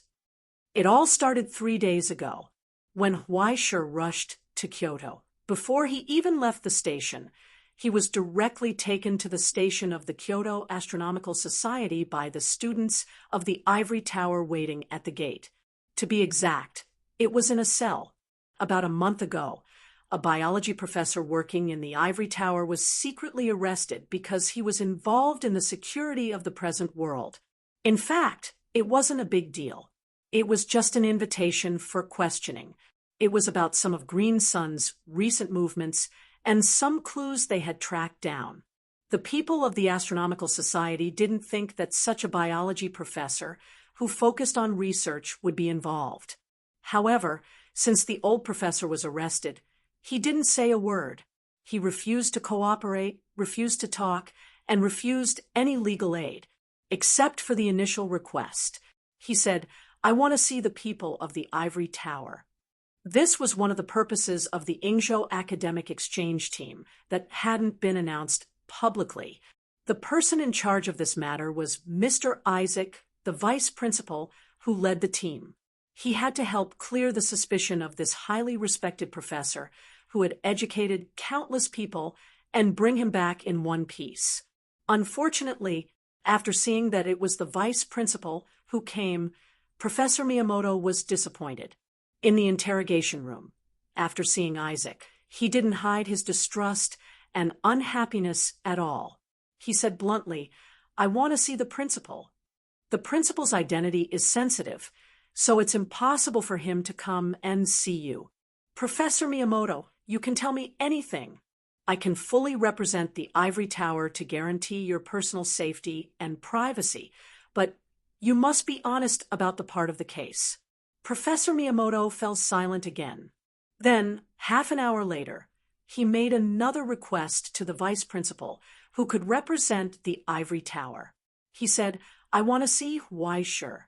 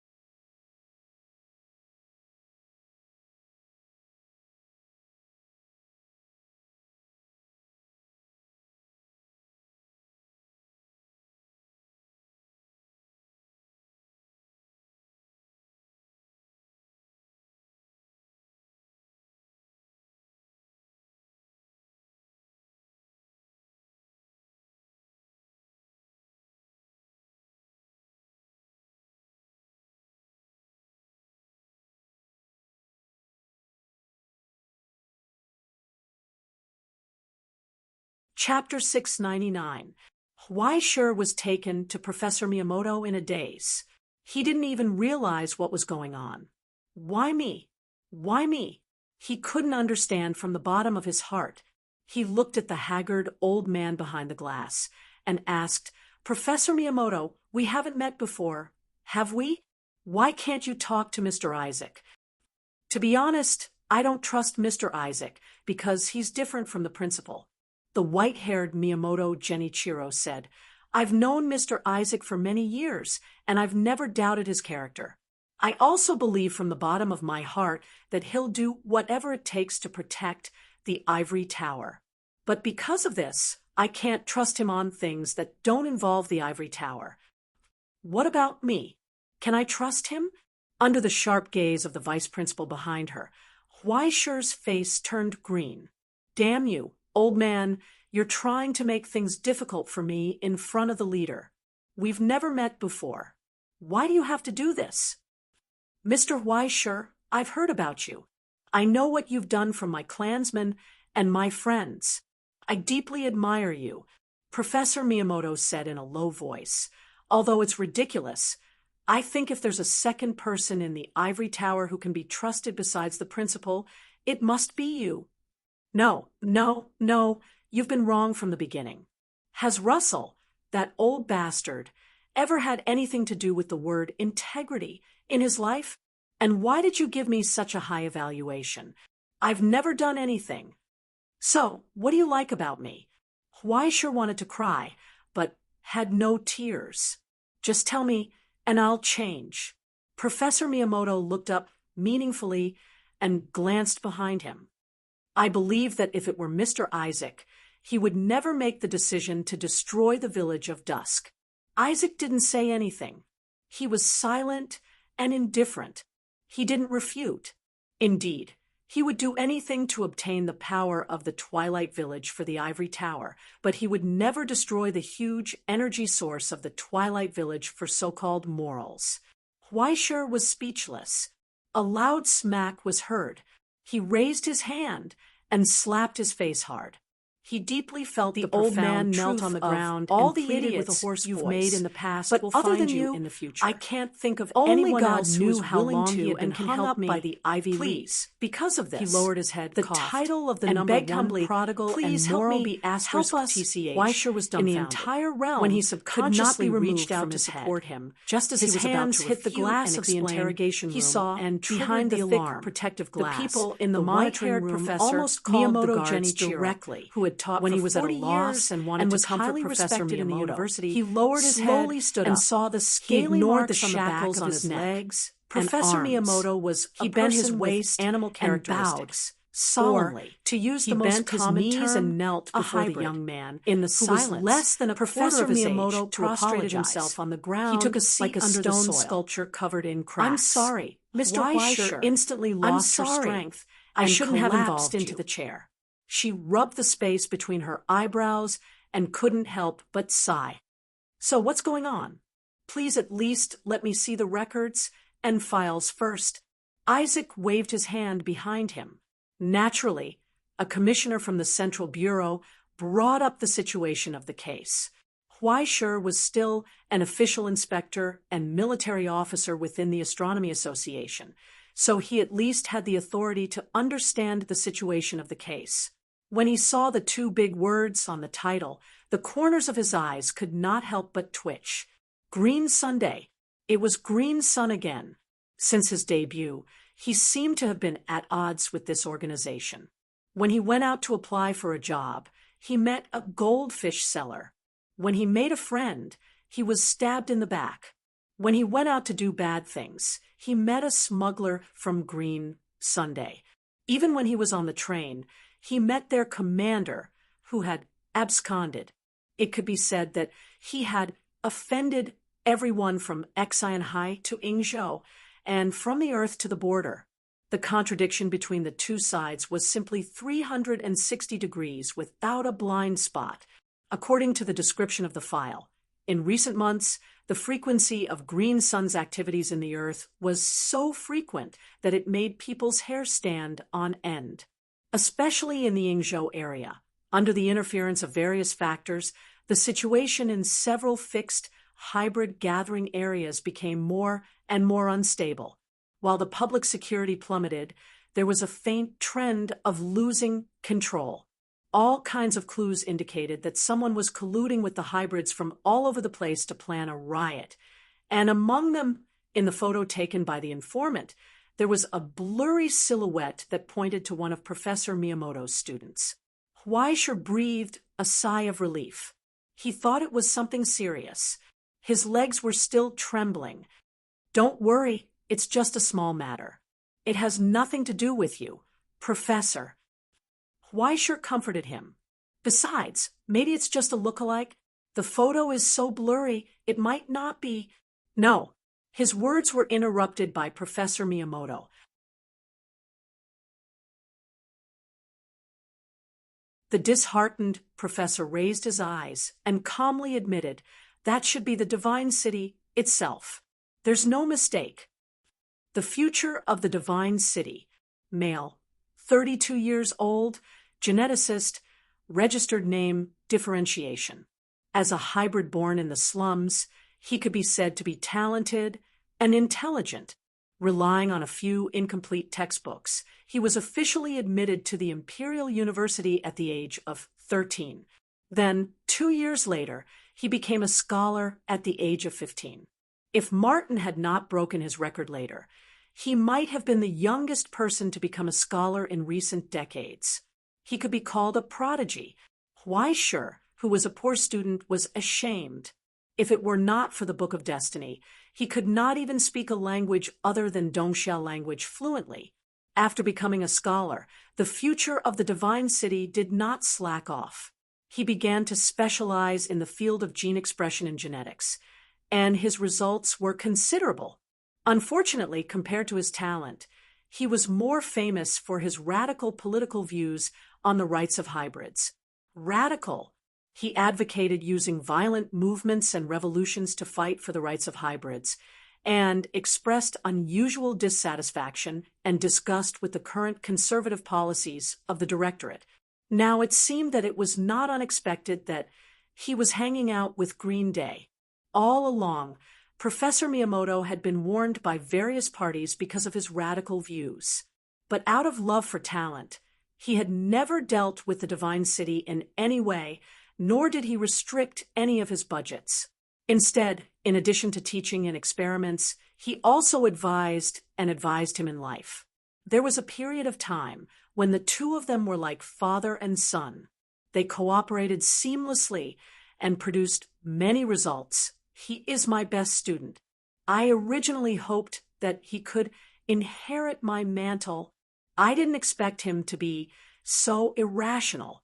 The old Professor Miyamoto whispered softly, "No, now it seems that he has been disappointed in the current situation for a long time, right? It's only because of this old man's face that he has to pretend to be polite. Too stupid. The Divine City, too stupid. Why would he do such a thing?" Looking at the old man's haggard and numb appearance, Weisher sighed with pity. "So, you hope that I can help you to change your student's mind?" "Now that things have come to this, I don't have the face to say that." Miyamoto raised his head, not only in self-mockery but also helplessness. He smiled at Weisher with difficulty, if the twitching of the corner of his mouth could be considered a smile. "Please kill him," he said, "before he hurts more people." Weisher widened his eyes. A month ago, the future of the Divine City suddenly left without saying goodbye. At first, everyone thought that it was a disappearance and kidnapping. After all, the project he was working on now was of great value. If the Monopoly Group wanted to do something to their project, this was the best opportunity. Miyamoto Genichiro ran around everywhere, begging to be searched, but in the end, it was like throwing a stone into the sea. But in his heart, he still hoped that there was a chance. At least no corpse was found. At least this meant that at least he was still alive. It didn't matter that the research results were stolen.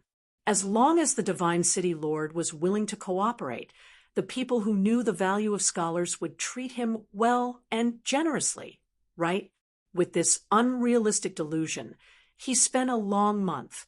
When the inspector of the literature conference came to him that day, he finally understood what his missing student had done.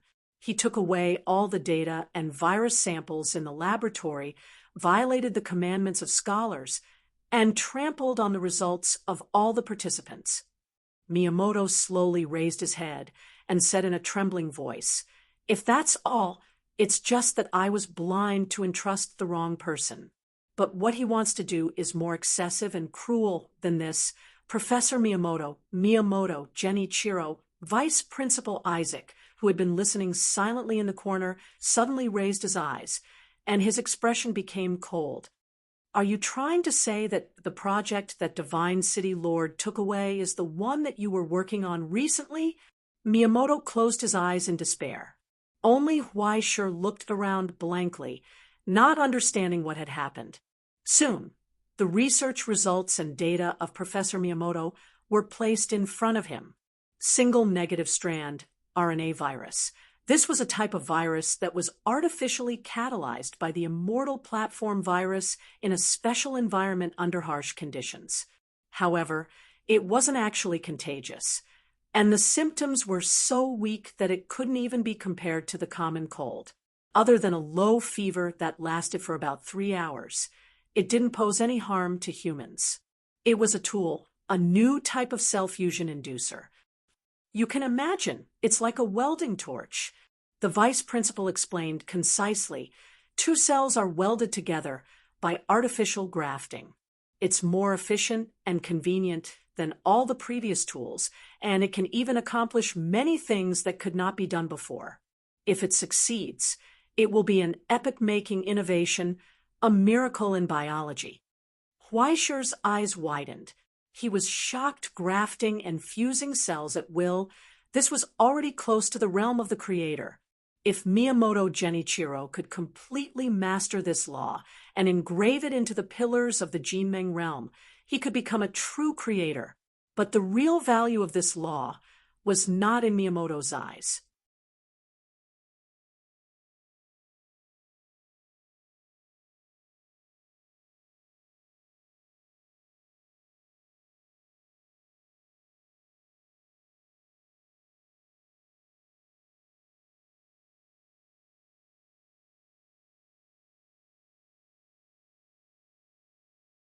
Chapter 700. That was hope. For hybrids, it was a hope that couldn't be exchanged with 10,000 deaths. Admittedly, it was difficult to cure those with the beast trait. There was no cure. Unless they were reborn like the development period after sublimation, it was impossible to get rid of the aberration that had occurred before they were born. But if used properly, this brand new cell fusion inducer could become a precious cornerstone to continue the research and development of new types of biological agents, specific drugs targeted at beastified individuals. It could suppress the complications of the beast trait in all aspects, just like insulin for diabetics. It could alleviate and reduce the occurrence of various complications through injection. Even if it couldn't be cured, it could still greatly extend the average lifespan of the hybrids and reduce the suffering of the patients. This was the original sin of the beast trait. The continuous mutation brought about various complications. Almost 80% of the beast trait died from various diseases. If Professor Miyamoto could succeed, there was no doubt that the beast trait would usher in a new dawn of hope. For this, he had invested as much as 40 years and burned through an unknown amount of his budget. At the worst, even the ivory tower's capital flow would be strained. Russell's only condition for the investment was that the ivory tower's name was among the researchers. Other than that, he wouldn't even add a dime to the investment except for the necessary profits to maintain production. Just this point alone was enough for Miyamoto Genichiro to prostrate himself in gratitude to Russell. Originally, everything was going well. The premise was, if nothing happened, I won't explain the specific principles here. Isaac's expression was unprecedentedly ugly. You only need to know that it can combine any hybrid with the Abyss's virus at any time and turn a living person into a biological weapon. Huaishur was stunned for a long time. His legs and stomach trembled violently. He shuddered. Think about it. 10, 100, 1,000, or even tens of thousands of Huaishur's alternate accounts did not control their plague aura at all, casually spreading their poison all over the place. When the time came, how much damage would it cause? How many deaths would it cause? How many nightmares would this power cause after it was injected with the hybrid's hatred and prejudice against society? The balance would be completely broken. Every hybrid would become a potential source of infection and a tool of transmission. Before Huaishur could react, Mr. Isaac could no longer suppress his anger. The terrifying might of a fifth-order ascendant turned into steel, The alarm causing in the room the air instantly to freeze, sounded. and in front of him, the thick-tempered glass cracked like snowflakes. He waved his hand, causing the rapidly spreading alarm signals in the air and even the circuits to abruptly stop. It was isolated from the outside world. It even froze the time of the commissioner next to him. That face froze in shock for a moment. His thoughts stopped. Miyamoto, what on earth are you thinking? Isaac said coldly, what do you take the Ivory Tower's reputation and position for? Why didn't you tell me about this earlier? To whom? Behind the broken glass, the old man raised his head and asked in confusion, tell it to the people of Ingzhou? Don't you understand, Mr. Isaac? This country has had problems for a long time. He raised his voice and yelled at the man in front of him. This country is sick. Don't tell me you haven't seen it. Discrimination, bullying, workplace strife, the government, and the military, the Chinese, and the commoners, everyone has been abnormal for a long time. Here, discrimination is like breathing, engraved into their instincts. As long as they're different, they're their enemies. As long as they're different from others, they're original sins here. Even breathing is wrong. Don't you understand how lowly we hybrids are? Don't tell me the people of Ingzhou will save us. No, they won't. They've long wanted to find an opportunity to flatten the Donbua inner circle. The reason they haven't killed all the hybrids is because they lack a reason. Don't tell me I'm going to personally give the looming Hall an excuse to kill my compatriots. Disregarding the great disparity in strength between them, the stooped old man glared at his superior in front of him with wide eyes. When I was young, my father taught me a principle. As long as people want to live, they can live. Drinking sewage, eating garbage. Even if they don't live like humans, it doesn't matter. But my mother told me that if you want people to die, they will die, as long as you abandon them. It's fine, just like what the Directorate of Administration did. There were so many people, Mr. Isaac, so many people who were struggling at death's door, hiding in places where light couldn't find them, fighting like dogs for a mouthful of food, prostituting themselves, selling their smiles, working hard, selling themselves and their children, selling everything that could be sold in order to survive, but they still couldn't survive. Except for life, they have nothing. But what's wrong with them? They just want to live. I'm also a hybrid. I can live until now because of their mercy and grace. Without them, there would be no me. I want to help them, but I can't do anything. I want ordinary people to live peacefully with them, but people on both sides only see me as a traitor. He could no longer use reason to restrain his impulses like in the past and choose to seek that glimmer of hope that had long been lost. After being seen as a traitor by his people, in order to protect his people, he chose to hide it and became a traitor of the Ivory Tower. Now, Miyamoto Genichiro had broken down in despair. Tears flowed down his old face as he begged the person in front of him, if you want to kill, please kill me as well. I only beg you, after I die, you must find the sacred city. At least, don't let more people die because of this. In the silence, Isaac didn't speak. He wasn't angry, and his expression didn't even change. He just replied calmly, Professor Miyamoto, this is not something that the Ivory Tower can get involved in. The Directorate of Administration won't allow us to intervene in the affairs of the present realm and the internal affairs of Ingzhou. I can't do anything about this. No matter how Miyamoto begged, how angry or pleading, his attitude didn't change at all. Even if the sky fell and the earth cracked, he would never let the Ivory Tower get involved in this kind of chaos that had no innocence to speak of. In the long silence, Miyamoto's body gradually collapsed. She knelt on the ground, numbly begging again and again. To Isaac, to Huaishur in front of her. I beg you, Huaishur, Kun, please, help me. The old man's forehead rubbed against the glass shards on the ground, leaving streaks of blood. I beg you. I will repay you. I will. I still have value to you. She was sobbing by the end of her sentence. Huaishur wanted to speak, but Isaac looked at him coldly. One hand pressed on his shoulder, restraining his overindulgent compassion. He closed his eyes, gritted his teeth, and opened his mouth to speak. But he heard a voice from the side. Don't worry, he will help you, Professor Miyamoto. Outside the slowly opening door, the smoking man looked at Huaishur and curled his lips in disdain. After all, he is the kind of person who is too nice. As long as you suffer in front of him, he won't be able to move. Even if he says he doesn't want to, he will quietly sneak into Dambua's inner circle tonight. However, you shouldn't knowingly break the law and cross the limits of the authority of the Central Bureau to have such a dangerous idea.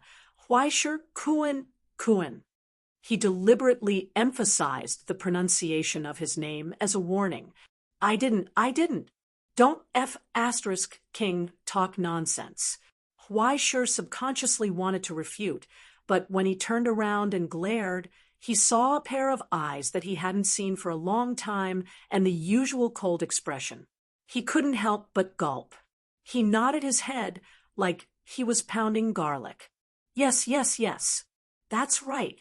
I like to help people the most.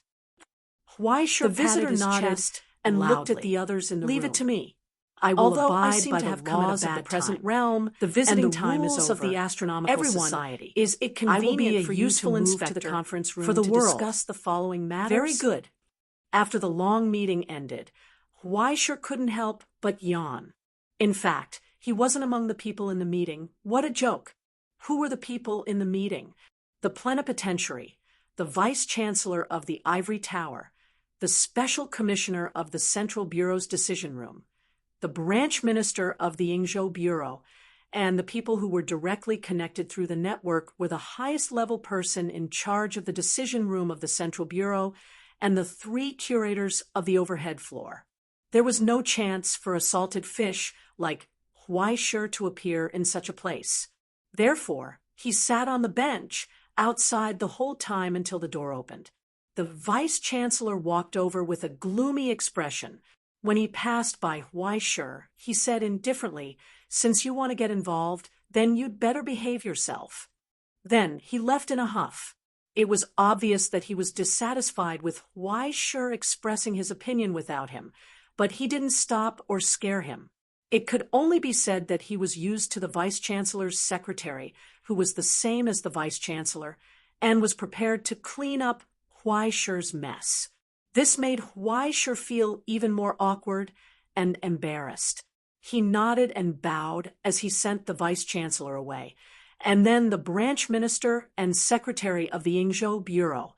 Finally, he looked at the special commissioner from the decision room, and her short hair that had become unusually neat after she cut it short. He felt that it was a pity. In the silent gaze, Huaishur couldn't help but sigh first. I think you must want to ask, why is it you again? Yes, that's right. Ai Ching looked at him and asked curiously, have you noticed that every time something is about to happen or cause trouble, you are the most active?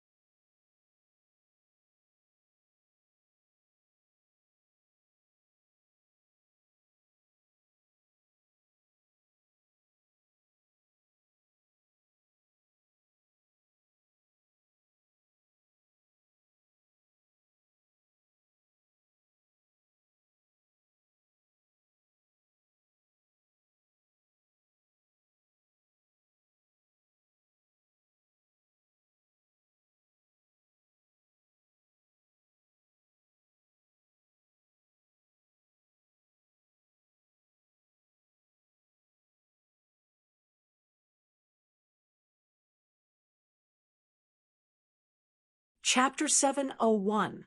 If he could, Weisher really wanted to reply that this was the price of being good-looking. But he didn't dare to.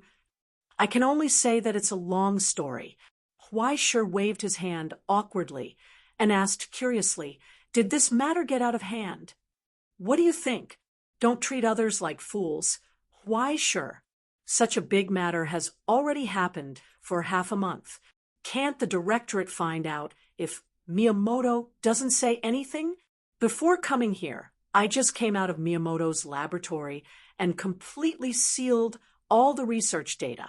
Because of his concealment, so many people have been working overtime nonstop these days. If you ask me, this is already deliberately endangering the safety of the current realm. How are they going to deal with it? Is there a result? What else can they do?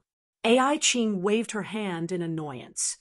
The ivory tower protected him at all costs, but your principal directly stole the line and came in to interfere, making a scene and pleading for leniency on his behalf. In the end, they'll probably give him a strict inspection and a warning to eliminate hidden dangers, and he can't leave the current realm for the rest of his life, and can't participate in political content. It won't hurt at all. Then, they'll leave a mess for me to deal with. Is it very serious? Nonsense. Ai Ching glared at him. This is already a major threat that involves all the special shifters, and it can even shake the stability of the current realm. The Directorate has designated this as a key observation and investigation matter. If it's done well, it's reasonable, but if it's not done well, there will be severe punishment. If we don't think of a way, I'm afraid I'll be the one to take the blame in the end. Weisher was stunned for a long time and sighed, sincerely. It's not easy for you either. Who says so? Ai Ching responded coldly. In the sudden silence, Weisher scratched his head and couldn't help but ask, have you eaten? Yes. Ai Ching rolled her eyes and ignored him. Not to mention the taste. She actually expected this guy to have the courage to take her to a bar. What a coincidence. Me too. She felt that there must be something wrong with her brain. Tentatively. Then, let's go for a drink. It's my fault. But there's nothing wrong with drinking less. He raised his head and looked at the night outside the corridor, shrugged at the city lit up with red and green lights. Long time no see. Half an hour later. How have you been? On an outdoor chair. Not bad. Outside the Tiger King and sleep well chain. I've been promoted and got a raise. Who had just returned from the line, reaching the peak of my life. Happily put down 2 cups of milk tea. Took a sip of milk tea and frowned because the line was too long. I can't compare to you for a long time. Young, beautiful. Try it. And in it's an internet celebrity milk not tea. Not only am I a worth the wait, model, but I'm also about to have a child. Coldly lowered putting down the milk tea and looked at the cup of milk tea. Have you thought of in front of her? Then, what's with this feeling of guilt of a heartless and man said expressionlessly, facing his ex-girlfriend? You brought me here to drink. Weisher's expression twitched. What else? Being stared at by those indifferent eyes. Drinking is bad for the stomach. Out. Look, he could only put his hands together even the underworld and beg is for mercy. I was wrong. Let's not talk about this anymore, okay? This is what happens when you offend the people of the Abyss Development Bureau. Those guys have a lot of connections. Once there's any gossip or embarrassing thing, it will definitely spread everywhere. You should pay more attention to it. Ai Ching averted her gaze and looked elsewhere, not saying another word. The awkward silence hit again. In the silence, there was only the strange sound of the straw of the milk tea. Gurgle, gurgle, gurgle, gurgle, gurgle, gurgle. Weisher wanted to open his mouth several times to find some topics, but he was disturbed by these messy sounds. He couldn't hide his anger and turned around to glare. However, he found that there was no one beside him. There was only the window of the milk tea shop and the illusory scene in the glass. The black bird, which he hadn't seen in a long time, was leaning on the window frame, admiring the wonderful 8 o'clock show in front of it with anticipation. Its wings were wrapped around a can of milk tea of the same height, with a straw in its mouth. Slurp, slurp, slurp. Then gurgle, gurgle, gurgle, gurgle, gurgle, gurgle. When it noticed that he was looking over, it even seemed to be waving its wings in dissatisfaction. It meant to tell him not to be distracted and to continue. How rare was the scene of a resentful couple reuniting. Big Sister Crows loved to watch this. In an instant, he lost all his mood. Huaisher couldn't help but roll his eyes and sigh. I'm so difficult. Immediately, a puzzled gaze fell on Huaisher's face. Ai Qing tilted her head and asked seriously, Mr. Huaisher, I can understand that drinking tea with a woman who doesn't understand the modern world is a very boring thing, but you don't have to be so miserable, right? I'm not. Don't talk nonsense. Huaisher widened his eyes and quickly grabbed the milk tea in front of him and took 2 big sips. She looked at his face silently. Who said that? As if she was trying to distinguish whether he was lying or not. 3 cups every day. After a long time, Ai Qing didn't say anything. Is that so? Yes, that's right. Huaisher nodded vigorously. Then why are you still rolling your eyes? Ai Qing asked in confusion. It's because I haven't had enough. Huaisher slapped his thigh, then picked up his milk tea and gulped it down. He angrily scolded the unscrupulous shop. Only this much for an extra-large cup. How stingy. Do you still want a drink? Ai Qing asked. Huaisher nodded crazily. Therefore, Ai Qing raised her hand and pushed her cup in front of Huaisher. She said considerately, then drink more. This Huaisher froze in place, dumbfounded.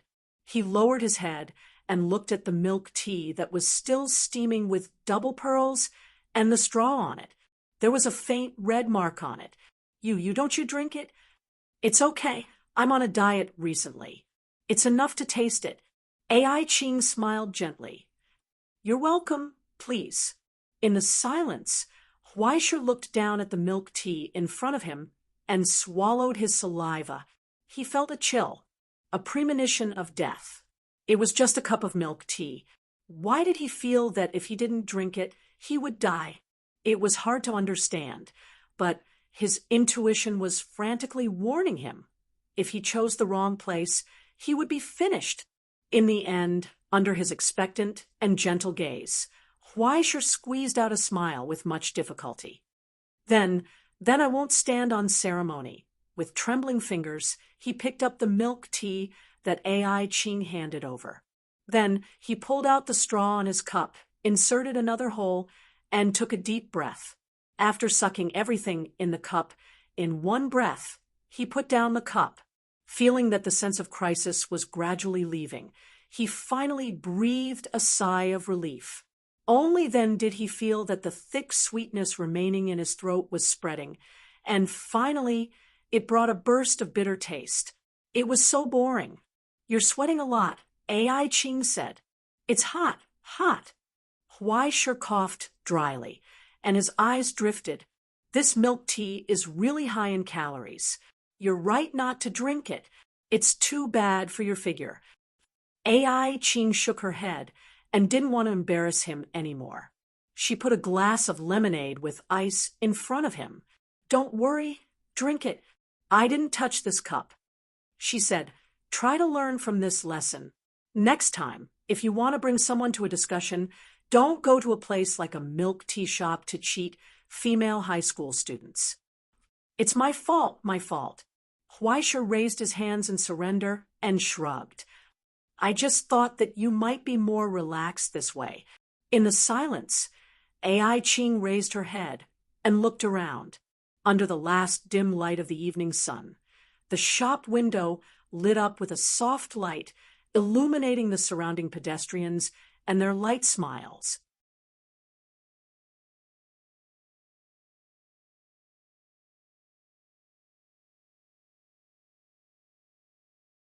Behind a table not far away, girls who had found a place to study after class were chatting and laughing softly. They held milk tea and gossiped about their school hunks and boyfriends between physics and algebra. The sound of music sounded in the distance. It was different from the laughter soaked in alcohol in nightclubs and bars. It was a lively scene that couldn't be seen in the eternally cold and silent decision-making room. Those calm and expressionless faces had never had so many heartfelt smiles. After a long silence, Ai Ching slowly looked away and shook her head slightly. That's not necessary. Why, sure. She looked at his blank face and told him, I'm already very relaxed. Then she took out a piece of paper from her pocket and put it in front of Why Sure. Since the tea is finished, I should go back to work. However, if you still don't give up and are determined to get involved in this matter, report here tomorrow morning. I won't wait for you if you're late.